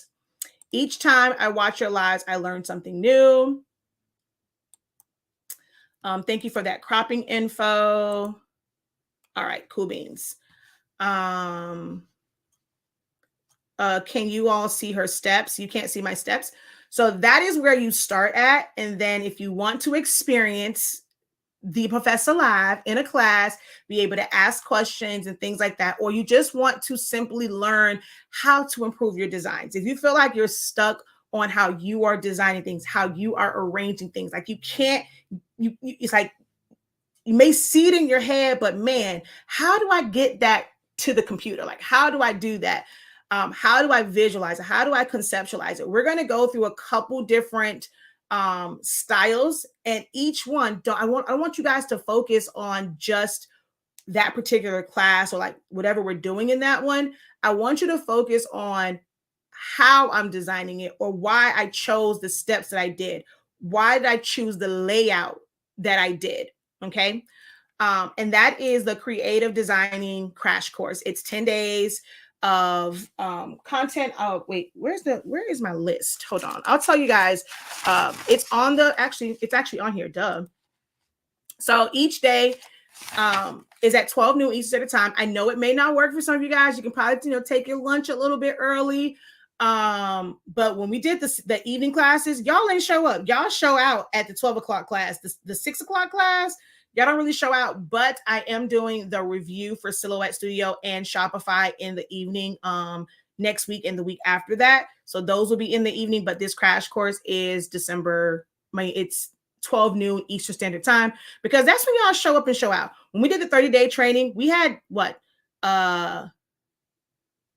anywhere from 30 to 40 people like in the sessions at one time. So like y'all were really rocking that one. That was at 11 a.m. So I know it may not work, but you do have the playbacks for it. And most of y'all just watch anyway. So you're really learning more from the playbacks. So day one, intro to designing. So we're going to go over a lot of different things in that. Day two, text only designs. Day three, remaking designs and templates. So I'm going to show you something, and then I'm going to teach you how to remake it, because you might want to change the colors and things like that on it. And there will be worksheets for these. Word art and word cloud designs. We're going to create some templates in Silhouette and then go over to the word cloud. And that's something that's really trending, with putting like the words inside like someone's hair, or we're going to do that in Silhouette Studio using Word, like having one word, but then having like other words in it and arranged in different ways. We're going to go over that. So that's word art and word cloud designs. Custom brush strokes. It's not one that I really do a lot of, but I get a lot of questions about it, and it's trending in a lot of groups for certain demographics. So we're going to go over how to create your own brushstroke designs. Posters. After I showed the posters that I did, people want to just know about that, and just that's a great way. So the posters really is more so about mixing elements. That's where you're really going to learn about mixing elements, bringing in pictures, camouflaging stuff. So although we're going to create a poster, you're going to learn a lot about layering designs on day 6. Day 7 is the split design, where, like it's like someone's like half a face or like half of a lion. And then you have words that looks like the same texture as that one, or the same shape as it, but then it has words and stuff in it. I'm going to teach you guys how to do that. 8 is photo collages. People want to know how to do that for tumblers, memorial stuff, and what else? Someone asked about graduation stuff. So I'm going to show you how to do photo collages, how to create your own frames, and then also just make effective photo collages. We're going to do some rhinestones. I got pressured into doing rhinestones. Someone said they just need a little bit more help with rhinestones. So we're going to do that. And then we're going to go through rearranging templates, right? You don't have to always reinvent the wheel. When it came to this Tumblr design right here, right? I created that Tumblr design from all of the images that were on her vest. So the things from here, where's the other part of that vest? I don't know what the other part of the vest is, but so the things that were here and whatnot is how I ended up creating her Tumblr. Whatever the same text that I used in that one, I just shrunk it down. The same backgrounds, the same class of 2021, grad. This actually is supposed to be right here. So the same exact grad, like everything here, the colors, all of that was utilized in the template. And it's just about how do you take that and take those elements and rearrange them to fit a template that's not the same dimensions, it's not the same proportions. So that is key so that you're not having to like reinvent for every single template, for every single template or every single item. You create for whatever the biggest item is, you create for that one and have all of your elements. And now if you want to upsell, even if it's just a mock-up, once you have it, you can go in and you can make a mock-up of it. Maybe your customer didn't, they didn't want it or they didn't ask about it. Now you're able to do a mock-up of some other items. Hey, we also can do this. Oh, that looks good. Let me get that. Guess what? You already have it set up. You just have to print it and produce it. But it's important to know how to quickly do that. So we're going to go through from a big design, and I'm going to show you how to quickly make several items from all of those elements that you can quickly show as a mock-up to your clients and upsell. So that's what the last day is rearranging templates. Okay. Thank you, because I needed to start with the basics. So yeah, that 30-day training is definitely where you start at for the basics. All right, so let's hurry up and wrap this up because we're at 1 hour and 30 minutes.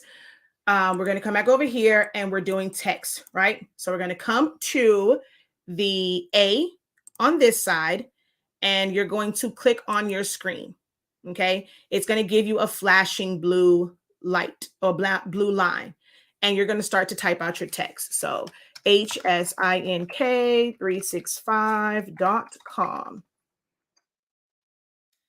What program am I using? Silhouette Studio. This is Silhouette Studio. So I'm going to bring this back over here a little bit, and we're going to zoom in, and I'm going to zoom y'all back out a little bit. Okay. So this is the default, right? It's going to have no color. It is going to have typically a red outline to it. You add the color. I always recommend adding the color even before you change the font. You're going to come up here to the color palette here. And this is where you can use any of these colors. Oh, I just made a mistake. I didn't have anything selected. I just changed the color. So now whatever I create will now have that color. All right. So I've changed the default. I go over that in the 30-day training as well. So we're going to select this now and we're going to change the color. It doesn't matter what color you make this. It really, really doesn't. It's just that you can see it and you can see your fonts better. So now you're going to go over to the A on the right-hand side. So that's this side over here. If I can get you guys over on TikTok to double tap that screen, I would greatly appreciate it. Let's help the algorithm. That's also lets me know if you guys are enjoying the information. Double tap that screen. If you're all watching over on Facebook and YouTube, make sure that you guys have liked the video as well if you have found value in what we've gone over in the past hour. All right, so we're going to go to the A on this side. It's going to bring up all of your fonts. You can, if you have a favorite font, you can type it in and it will jump down to those fonts.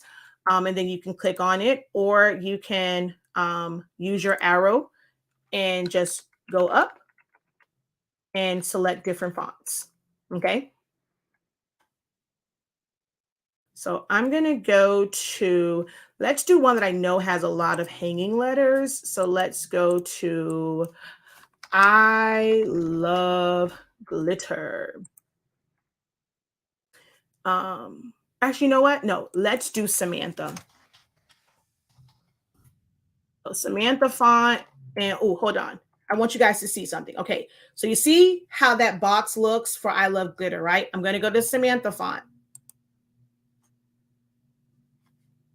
Okay. Uh-oh, that was not Samantha. Boom.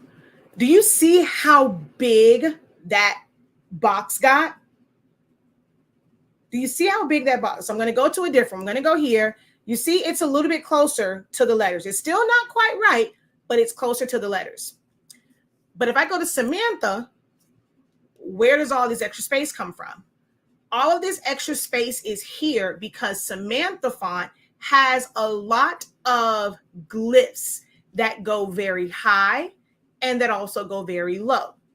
So if I were to come in here, we're going to go to the glyph guide. And this is something that you get when you have a designer edition or above.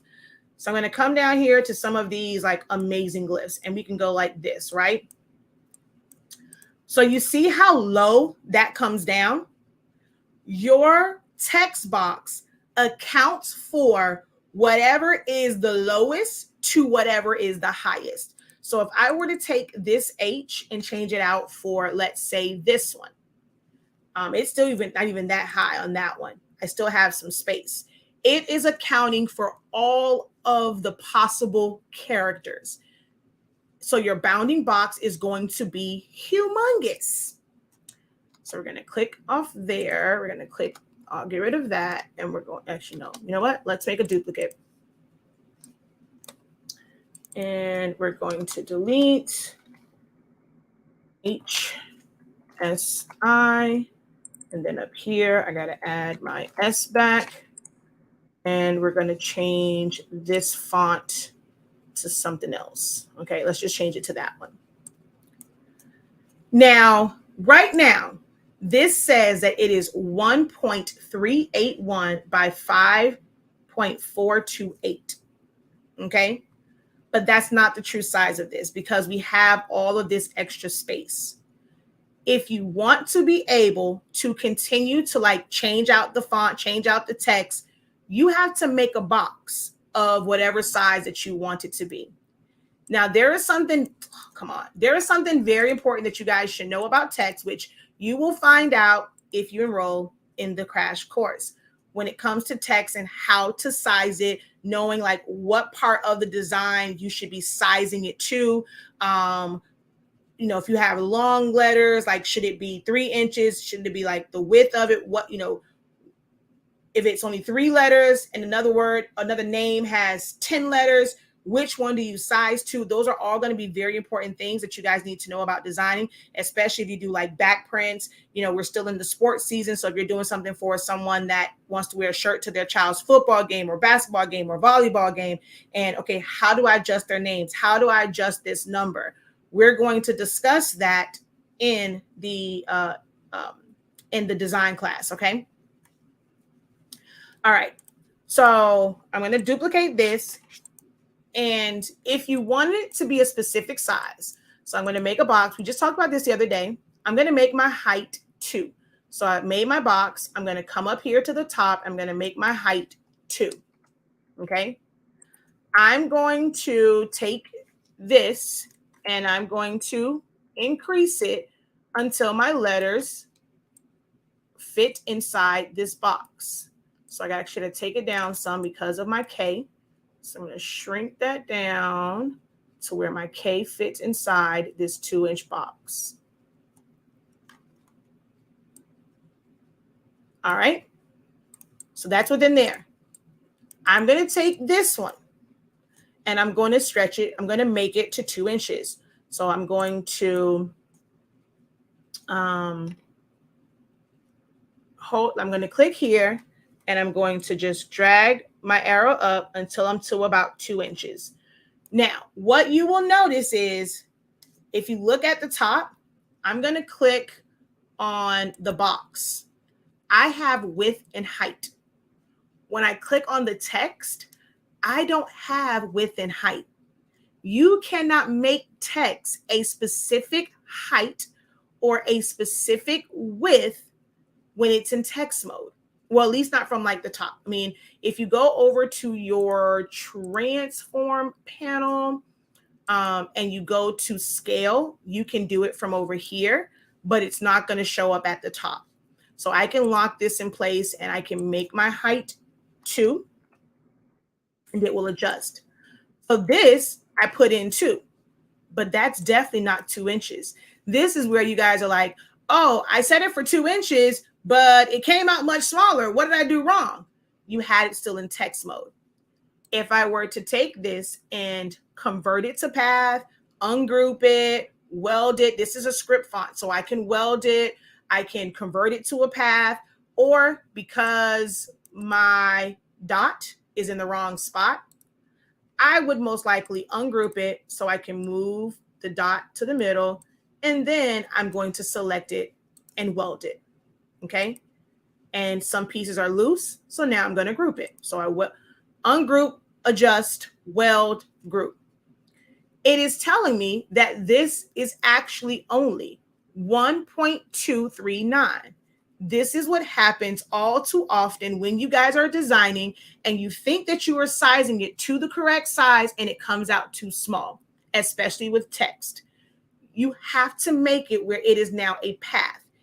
This right here shows 2.940. If I weld this or simply convert it to path, it is actually only 1.079. Okay. So you have to convert it first. And then now when I click on it, look what shows up at the top. I now have width and height. So I'm going to lock it. I'm going to take my height up to 2. And it is the same size as this.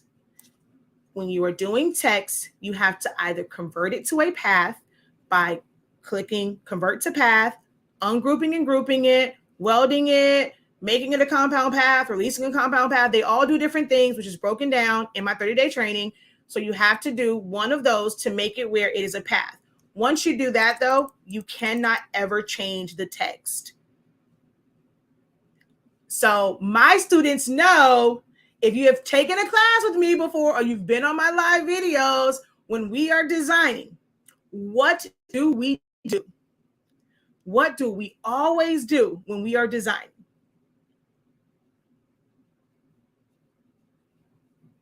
What do we do when we are designing? For anyone that watches my videos or you've been in my classes, you should know the number one rule for the professor is to do what? Okay, good. Y'all answering over on TikTok. Yes, exactly. Make a copy, always duplicate. Duplicate. She put a bunch of E's on it. Duplicate. Yes, we always duplicate, make a copy, duplicate. Y'all be paying attention in class. Always, always, always make a duplicate. Once you type it out, just duplicate it. You can right click and choose duplicate. You can use the keyboard shortcuts, but you always want to have that so that you can go in and change it. If like you made a mistake, like when I spelled San Francisco wrong. So always make a duplicate so that if you have to go back in and change it, you can. Okay. But that's, in a nutshell, what you guys really need to know about text is it needs to be in text format. And then if you need it to, once you do all that, you're like, man, I don't really like that. You can go in and change the font to some, ooh, that's pretty. You can change the font to something else. Okay. So always duplicate. That's your basics of text. Now we're going to go through when you're bringing in images. So I'm going to go file, let's go merge, and I'm going to try and find, okay, let's go to my, we're going to go to, where is my downloads for design bundles? Jesus.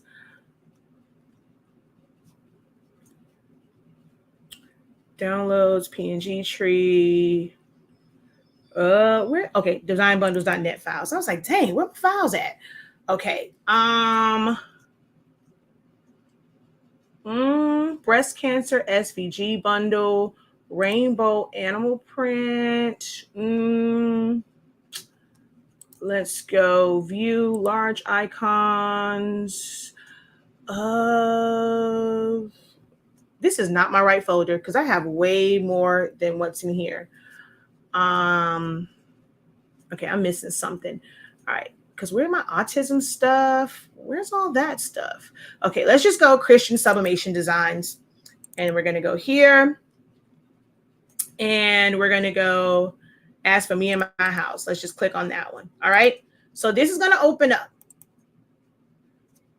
This right now says that it is 10.840 by 10.937.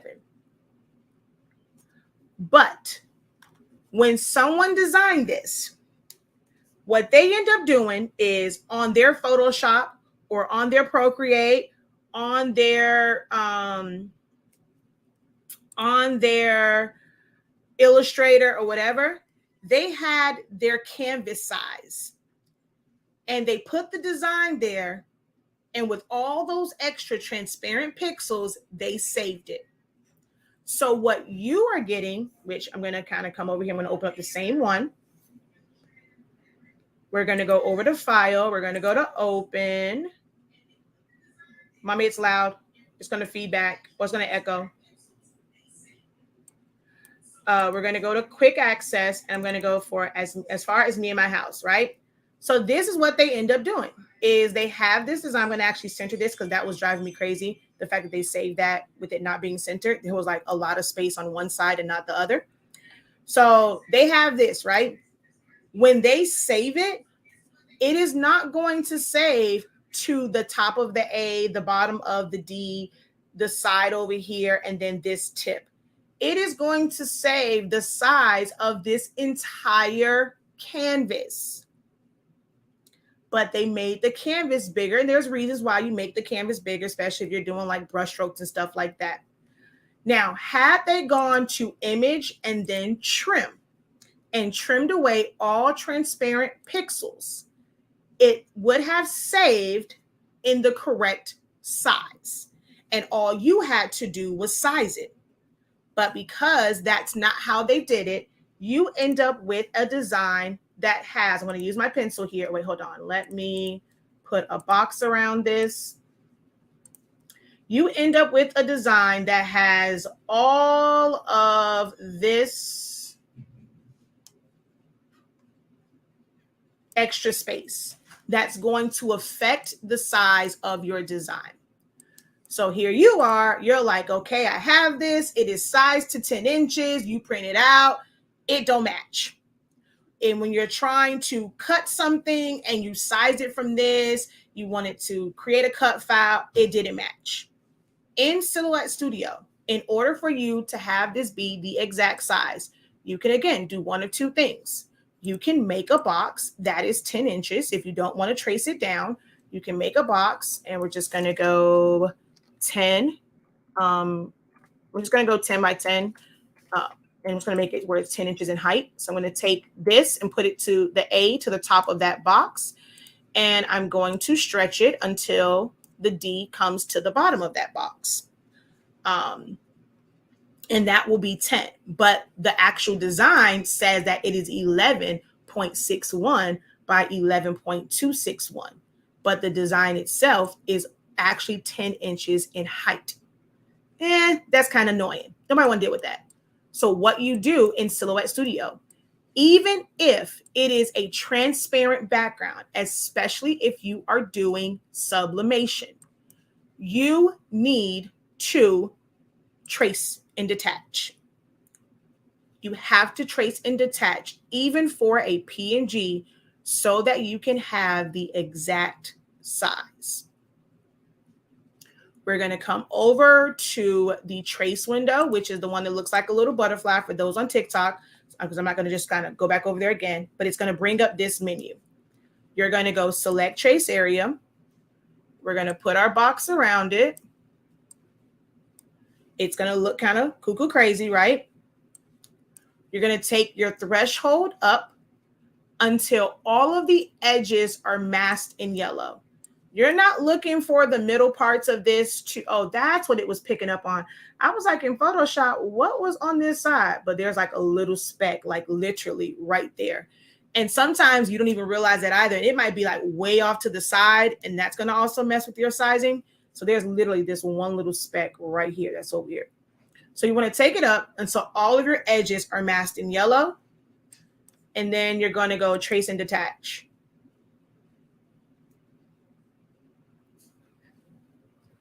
So once you trace and detach, you're going to be able to move all of those, like the outside part away. If you were trying to do a print and cut, you have to do an additional step. But if you're simply going to print this, all you have to do is trace and detach. Now, hopefully it don't shut down because it's taking a really long time. Okay, perfect. Now I'm going to click on this and I'm going to bring back my line color again. So there's a box that's there. Even though it's clear, you can technically click on it and move it because it really does have color to it. Okay. I mean, it's a solid. You can add color to it. But you're going to just move that out of the way. Click. Come on now. Click and move it, or just click and delete it. You don't need that part. Now, if we just click on this and move it, you're going to mess with it because this had pieces that separated. It's going to make it where it moves out of place. So what you have to do is, oh, come on. Once you delete that, drag and select over the design. Now you're going to see all of these little tiny pieces. Because this was a watercolor, those were little parts of the design. See all those little specks? That can actually slow down Silhouette Studio if you don't have a good graphics card or if you don't have good memory. These little things like that, once you trace it, like how many guys have been like, you had images and stuff, you did your text, it was all working fine. The minute you traced and detached something, it got super slow. If that has ever happened to you, it is because once you traced and detached, you made all of these little pieces. And here's the downside of that in Silhouette Studio. If this file was 25, let's just say it was 25, not megabytes. I mean, even if it was 25, but let's say it was 25 kg, right? That's on here now 30,000 times because I can take that little piece, right? I'm gonna make that like that. I'm going to pull this to the middle. I'm going to select this and I'm going to go weld. So do you know what I just did? I brought back that image. So I'm going to actually go a little bit bigger here. So from that little speck, which I'm going to pull one of them little specks in again, and I'm going to go weld. Well, let me just go over here and do like this. I have now brought that, like that image is still there. All of those little specks holds the size of the image, even though it's cropped down in size, because you can always bring it back by simply welding it to something. So when you have that many of them, it makes it to where it bogs down your system. You want to quickly select them and make it a compound path. That way, it technically is like one image because it's going to stay where it's at, but it's pulling it back to where it is only one image, just like the original one was, versus it being a bunch of little specks. So see, somebody said me. Thank you for being honest. So someone over here said that happened to me before. Exactly. So now this actually is a little bit off. So when I'm sizing something like this, it is not like zoomed out. I could barely see this little blue speck right here. So the sizing of this is based off of whatever the endpoint is here. And it seems like when I'm looking at this, like there's some extra space. Like, why is the line not to the edge? That's because there is this little speck right here.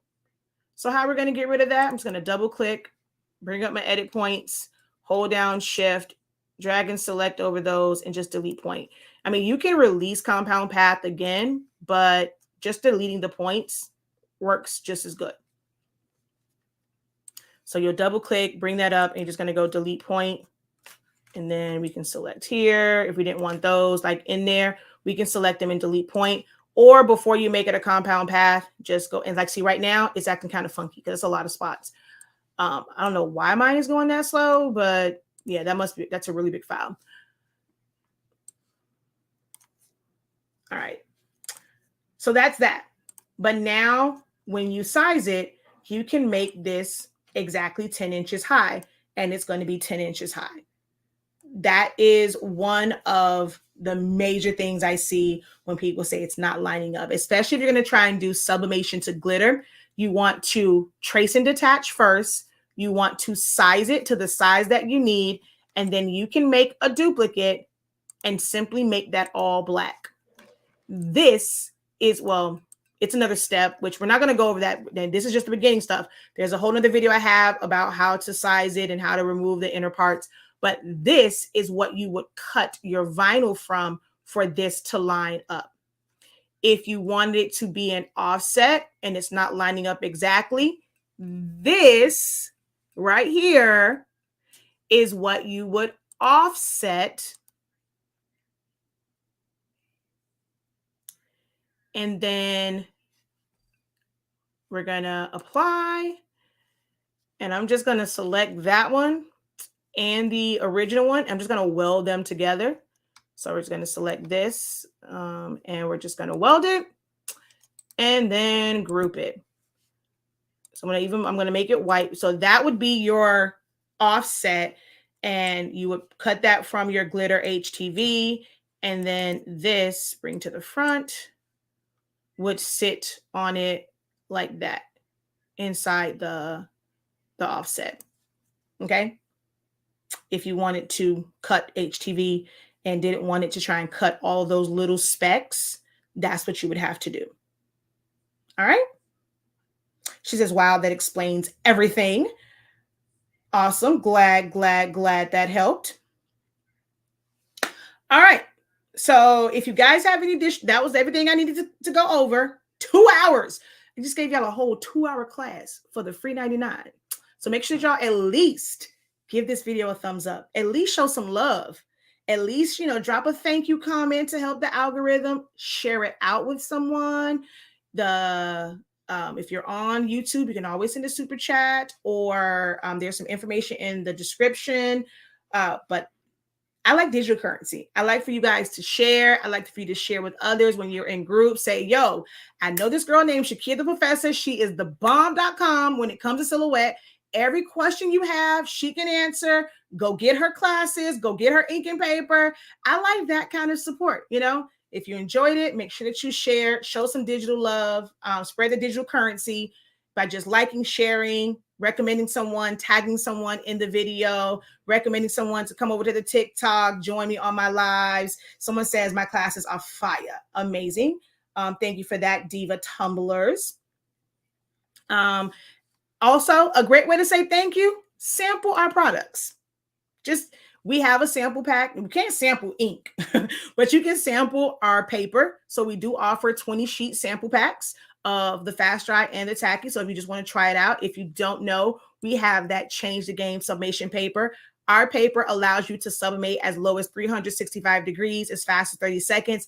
I just got an amazing review today from someone. She's like, because we've had issues, right? She's had a lot of issues with her printers. And I must say, I didn't realize that she hadn't used my paper yet, because she's like, but I had all this other paper. So she finally broke down, came and picked up some paper. She sent me an inbox and she was like, OMG, thank you, G. She said, girl, I was ready to throw this print away. Literally every single paper that she has used has jammed in her printer until she got her some Honesty Speakers Sublimation paper. She said, I just printed off 10 of these with no issues. All the papers I used before, I would get jams. I'm telling you, it can change your life. And she supports a lot. She shares a lot.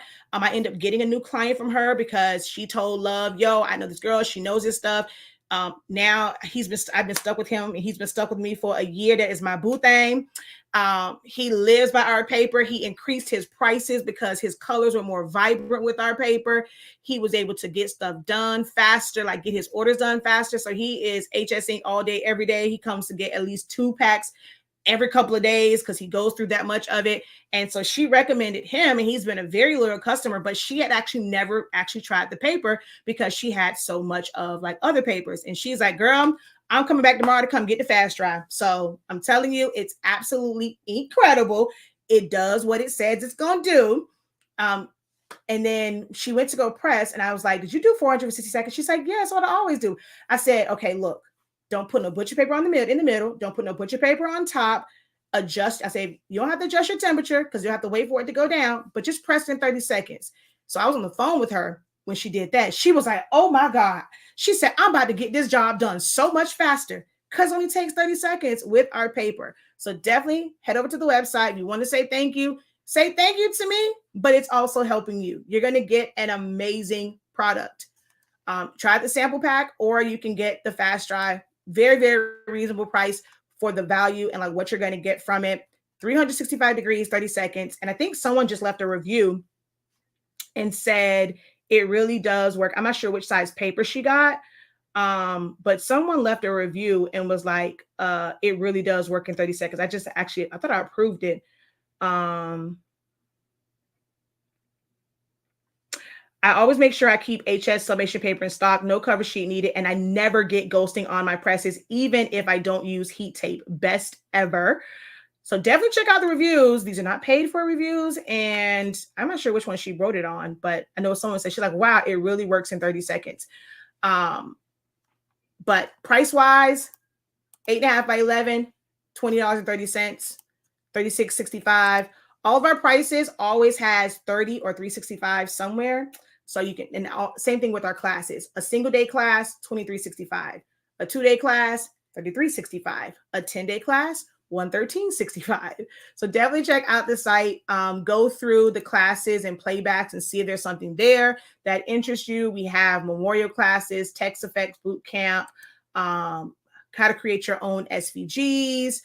We did the switch up part 1. We just did another switch up where we switched out the faces in Silhouette Studio. For those of you who have signed up for the Shopify one, it was way back when, but actually the others can sign up for it too. So I'm going to have that one. We're going to do a Shopify refresher. I think I'm actually going to use TikTok to do a lot of Shopify, like tips and tricks and stuff like that.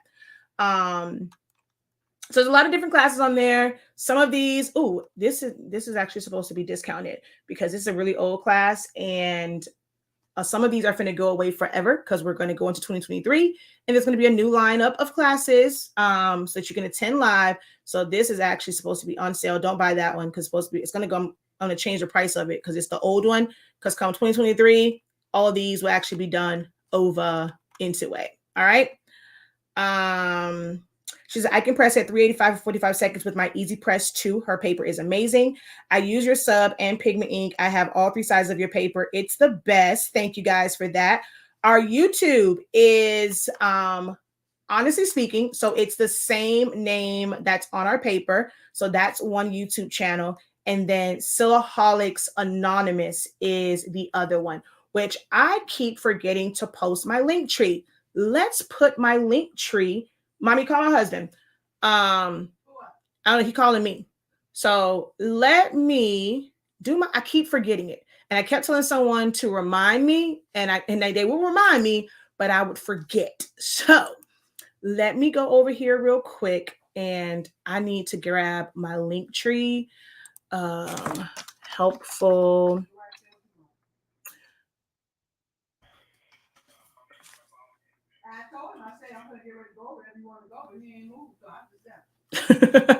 All right, so let me copy this. This one thing I love about Shopify, like watch how fast I add this to my menu. So we're going to go there. I'm going to go to online. I'm going to go to navigation, and we're going to go to main menu, and we're going to go and add a menu item. This is going to be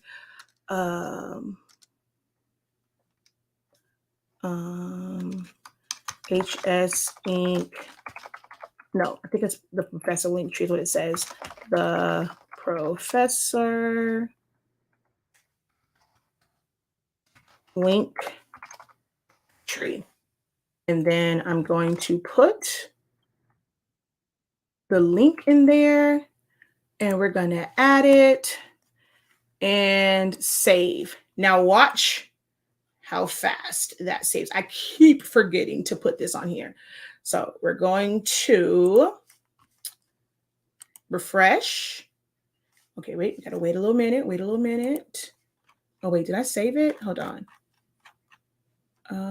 Okay, refresh. There we go. So if you click right here, it's going to bring up my link tree. And on the link tree, you're going to find some of everything. So if you scroll down to Learn with the Professor, it has all 3 of my YouTube channels, my 2 Facebook groups that are free, and then we have some exclusive Facebook. We have exclusive Facebook group for anyone that's taken any of our classes, and then like some other trainings and stuff like that. Where you can get things from. Johnson's Classics, use the code 9PKD6, you'll get 15% off. If you're looking for stuff from Heat Transfer Warehouse, it's there. If you want to upgrade to Designer Edition or Business Edition, those links are there. Places for files and resources, PNG Tree, one of my absolute favorites. Creative Fabrica, Design Bundles, Hungry JPEG. I need to update this because I've updated some stuff. So if you're ever looking for my video on print settings, it's here, how to set up printers. Oh, that's there. And I've done some newer ones. So I just have to update this link. Troubleshooting, how to properly fill in prime, how to fix missing line, broken lines, push air when you have a cartridge-based printer. So yeah, a lot of stuff is here on our link tree. So now it is on our website as well. I'm going to exit out of that and let's just go here. It should take me back to my website. Yep. Boom. So yeah, it'll go back to the website. All right. I have your ink and paper. What's the setting? My red keeps coming out maroonish.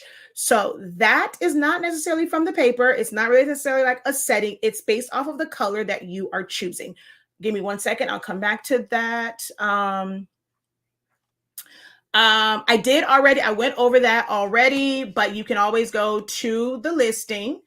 And it is, you click on read more and all of the days are right there, but I did go over it. I'm not sure in what part of the timestamp I went over it. Someone did a timestamp, but I did go over what we're going to go over in the design class. So that's there. And it's also listed on the actual listing. You guys just have to click on read more. All right. What you mean you didn't see my screen? It was always on my screen. Let's see. Can I use your paper with the Sawgrass and their inks? Yes, because we have someone who we have like a major account with us. They were purchasing our rolls and they use our rolls and they have like 8 different Sawgrasses because they do like dog collars and dog leashes and stuff. So it definitely works with it. If it didn't, I don't think they would be buying 20 rolls at a time. Every single month they order 20 rolls from us. That's why we also want to hurry up and get that in so we don't lose that account and they don't find someone else.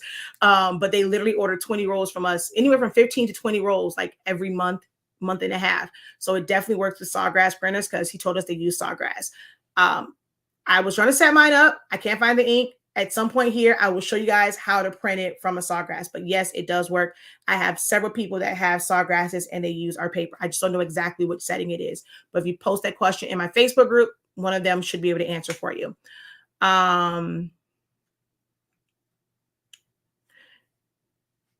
let's see.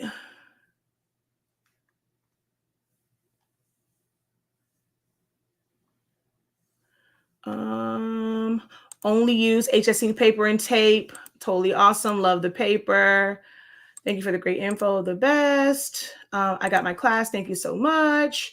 Thank you. You are the truth. I appreciate it. I just had to clean up a ton of those tiny spots in a picture sent to me in a PDF, converted to PNG. Once cleaned up, it was beautiful.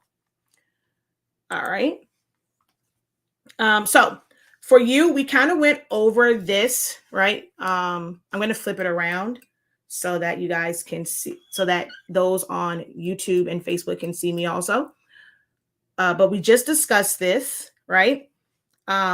Your colors are like that, not necessarily due to paper or even settings.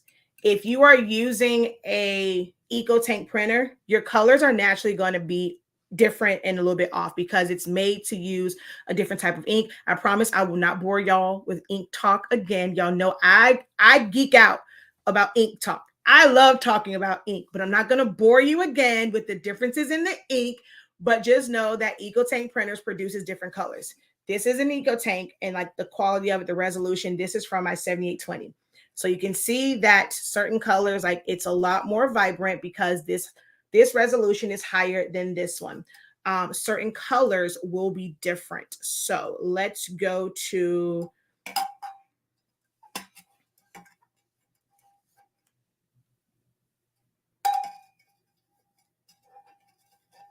I'm trying to find, okay, wait, which color chart is this? Okay, so I'm not sure how it comes off on camera. Let's see. But this is the 7820, which is a pigment ink printer. I'm gonna show y'all in a minute. But you can see that this red area looks different here compared to like here.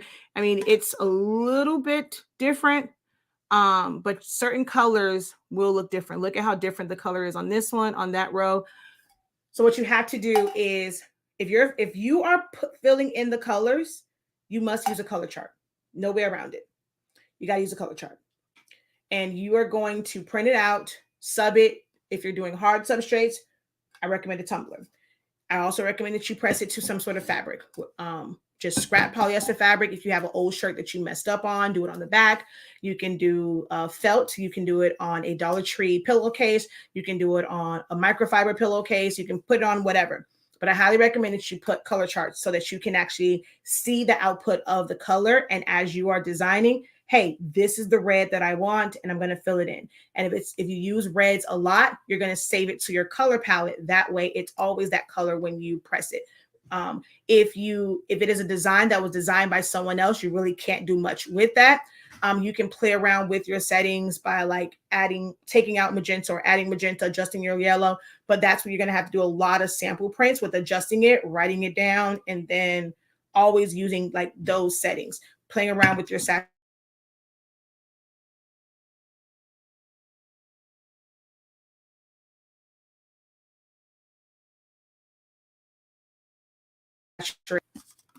Why am I frozen? Oh, and then my color's all weird. If you use premium presentation paper matte, because it naturally puts down a lot of ink, it's putting down an excessive amount of magenta. Magenta is the most aggressive color in sublimation. So you'll get more reddish tones when you're using premium matte than if you're using plain paper setting. Plain paper setting takes away some of that magenta. And if you're using an EcoTank, you have to do things like adjust your saturation, adjust your magenta down, maybe adjust some of the other ones up a little bit to kind of balance it out. But that it will be a trial and error to get like the best settings. I did that a couple years ago. That's another one of those videos. At some point, I will do it again.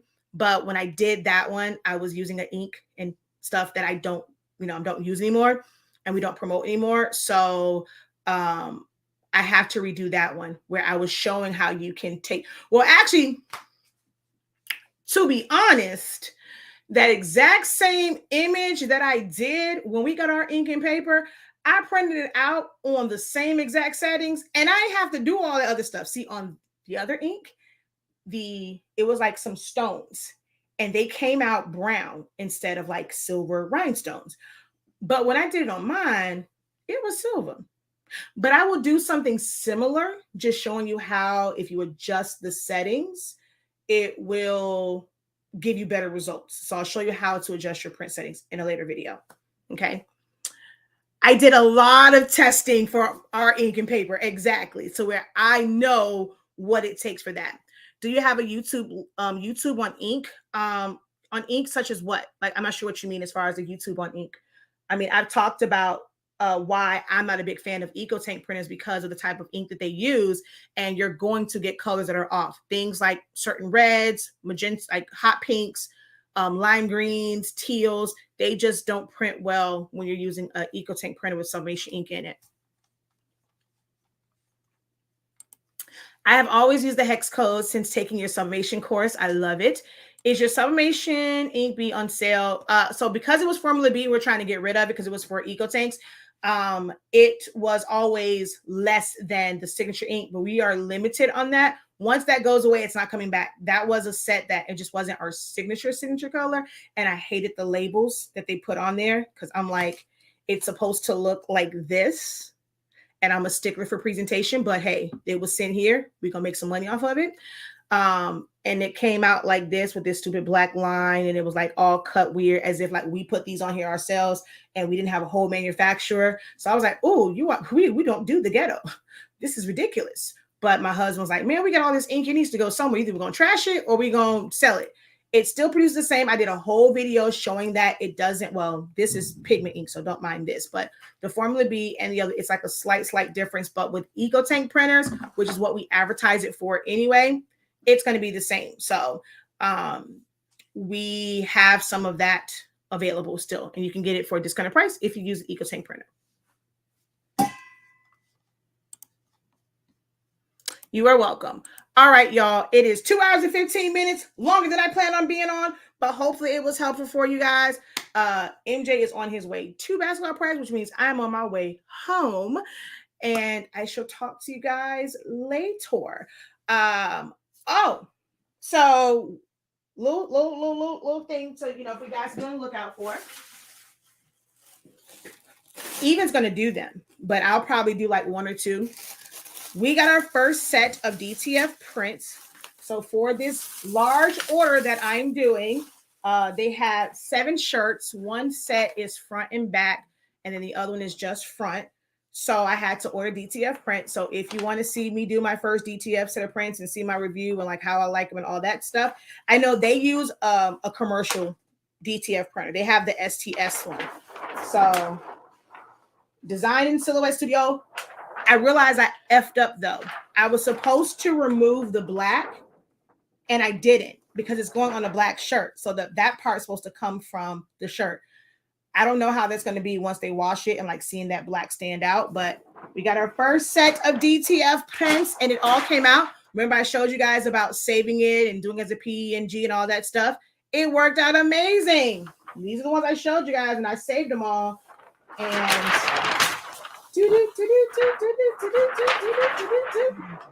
huh? Fort Effects.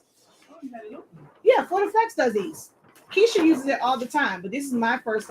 Like I've seen the ones that Keisha does, like she's done, but this is my first time like ordering it myself. I can't wait until I do this one because I made it look like an ugly sweater, like knitting. I can't wait to see this on that black shirt. So yep, we got our first set of DTF prints. And I can't wait to do my first shirt with DTF and see how I like it. So be on the lookout for that. Where do you find the color chart? On my website. It's at the top under Essentials. Or even if you just scroll, it will you'll see it on there. So we have it on our website. It's also already, there's a file already set up to put it on tumblers. Can I pin my website? If you just click on the description, love, it's right there. Also, like on our YouTube pages in the top, there's like a little link that'll take you to our website. It's really easy to remember. HS for Honestly Speaking 365, because you can sublimate at 300. No, I'm sorry. HS and then ink, because we sell ink, 365. So shop.hsink365.com. It's always in my videos. Because even if you have, like if I pin it right now, if I post it, I mean, you can click on it. I can't really pin it. And if I pin it in the comments, it's still no different than like looking in the description of the video. So it's always there. And it is a clickable option when you look in the description.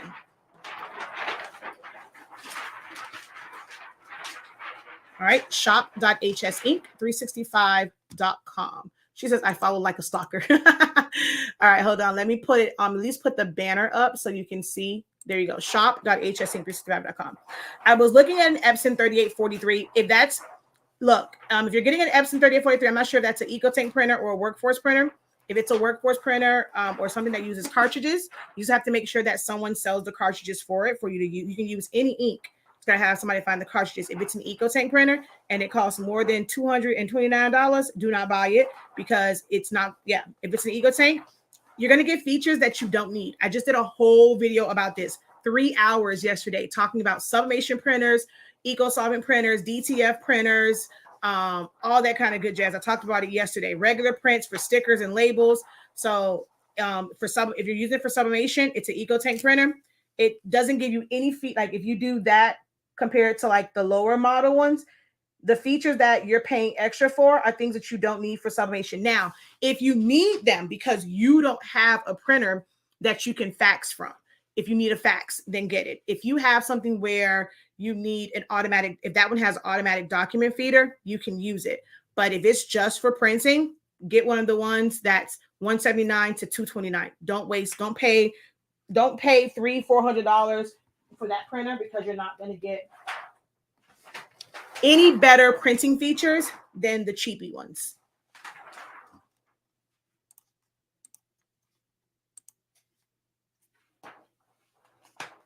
$15,000. For me personally, I don't use EcoTank printers. I don't like them. They're great. They're easy to set up, but when they clog, baby, ain't no getting out of there easily. I don't like the color output from them. Some people live by them. I am not that person. So am I going to say it's not a good printer? No, I'm not going to say that because a lot of people love it. They have it. They live by it. They rather not deal with cartridges. If you are that type of person, then it's going to work for you. I personally don't use it. It's not a recommendation from me, but we do sell ink that you can use in it because all of our ink bottles are keyed for EcoTank printers. A workforce would be great. The only thing that some people have an issue with workforces, the newer ones, is that you have to constantly change out the chips. And because they are newer technology, sometimes the chips don't read. It's so crazy because I've never had it where when I set up a printer, it doesn't read. Like I've never actually experienced it. So where I pick out a set of chips, put them in my workforce and it doesn't read. I've never experienced it other than like when I was just checking chips, but I seem to always pick the ones like when I just need to change them. So when I was checking chips one day, we had a few that did not read, but like every time I've set one up, they always read. But that will happen. I'm very transparent with that. I did a whole video showing changing out the chips and we were checking the chips. We checked them all. If it shows on our side that it doesn't read, even on our printers, we just, get a credit from our manufacturer and all this other stuff, but we check them. But do understand that it may not work on your printer. And if you have two, we have somebody who just did that. The chips worked on one printer, did not work on the other. That's the downside of the newer workforces, but better color, easier for maintenance. So I'm always workforce. The site shows 13. Okay. So it all depends on what it is that you are getting. If you picked a full set, then it's going to be that price. So when you look at it, it might say $13.65, but that's for a single color. If you're doing all of the colors, yes, it's going to be $53.65. So that's 4 colors. If you're doing 6 colors, it's $86.30. If it's a single one, then it's $13.65. But yeah, you're not going to pay $13.65 for all 4 colors now. So if you're getting all 4 colors, it's $53.65. Yes, it's $13.65 per color. Now, come on now. You can't get, those are 140 milliliter bottles. You are not going to get that much ink for $13.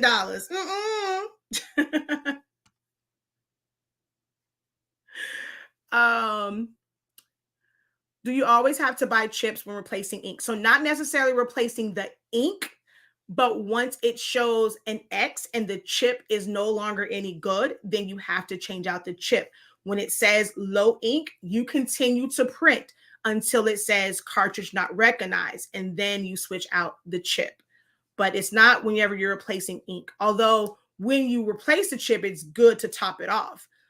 What summation printer do I use? I have the old school Workforces, but I also have the new one too. So I have a 7710, a 7720, and a 7820 that have sublimation ink in them. Well, actually, I have two 7210s. We changed the 7720 here back to regular ink, and we have one at the house that's a 7720, but it's sublimation ink. And then I have a 7840. So I have 4 different printers, 3 here. That's sublimation.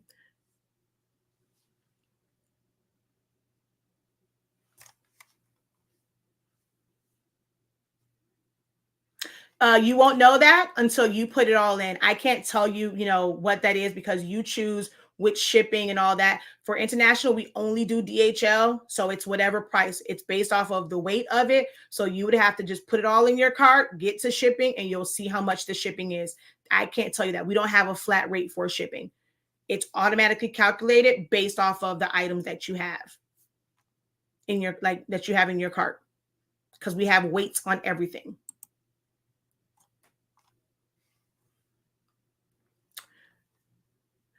They're $14.40 now. I got my, so the reason why they're $14.40 is because people are price gouging. Those are not available. You're not buying it from Epson at $1,400. That's someone who had one, and now they know that, like, with the way the new workforces are, they're not sold anymore. They're not manufactured anymore. Some people are desperate to get another one. I know someone that paid $1,200 because she really, really wanted that. And she's like, if I'm going to pay, the 16650, which is the Eco Tank version of it, was $1,100. She's like, I'll pay that for the 7720. And she paid $1,200 for a 7720 because she really, really wanted that particular printer because hers died. So some people will pay it. At this point, though, we do have 2. We have 2 7720s in storage. I'm not selling them. I almost gave one away. My husband and my mom was like, are you crazy? Like, that's the good one. We're not giving that away. Go buy the 7820. So, yeah.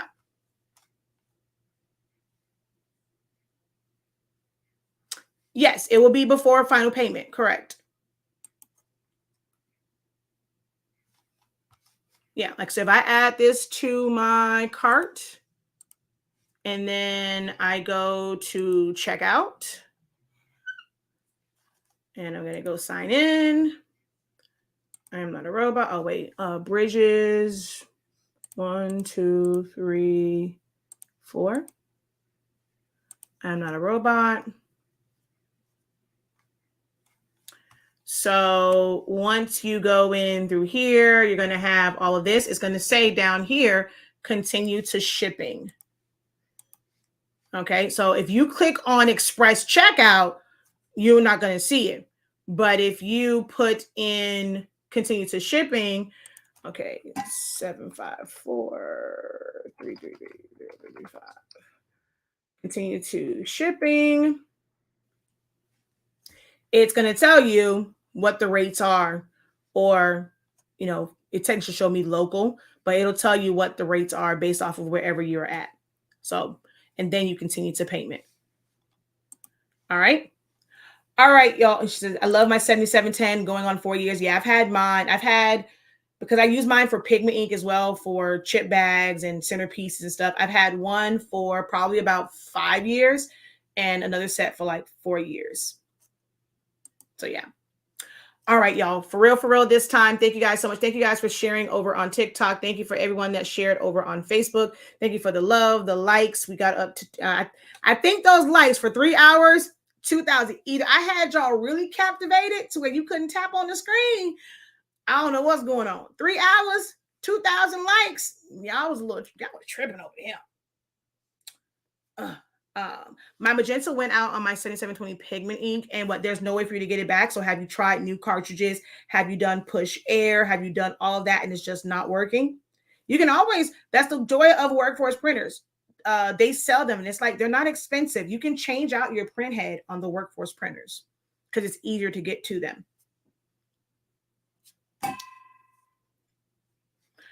Hello. So I had the 7720, currently have the 15,000. Love the 7720, but print head went bad. You should have just purchased another one versus getting another one. So you can still do that. Go purchase a new print head. In the closet now with the 15,000, no issues with it, even if it sits for a week or more and the colors come out good. Okay. Some people have great luck with it. Some people don't. So yes, that's what happened. So focused on listening, forgot to tap. It's okay though. I appreciate the love though. All right. Oh, I forgot to switch all over here, but I'm about to get off so that I can leave. Is that him? Oh no, he's not going to come. My mom's here. All right. So I shall talk to you guys later. I want to end this one. I'll stick on with you guys for a little bit here over on TikTok if you have questions, but this is way too long. We're at 2.5 hours. So we're going to end this one. So until next time, guys, have a great one. Continue to unlock your creativity and be incredible. Peace.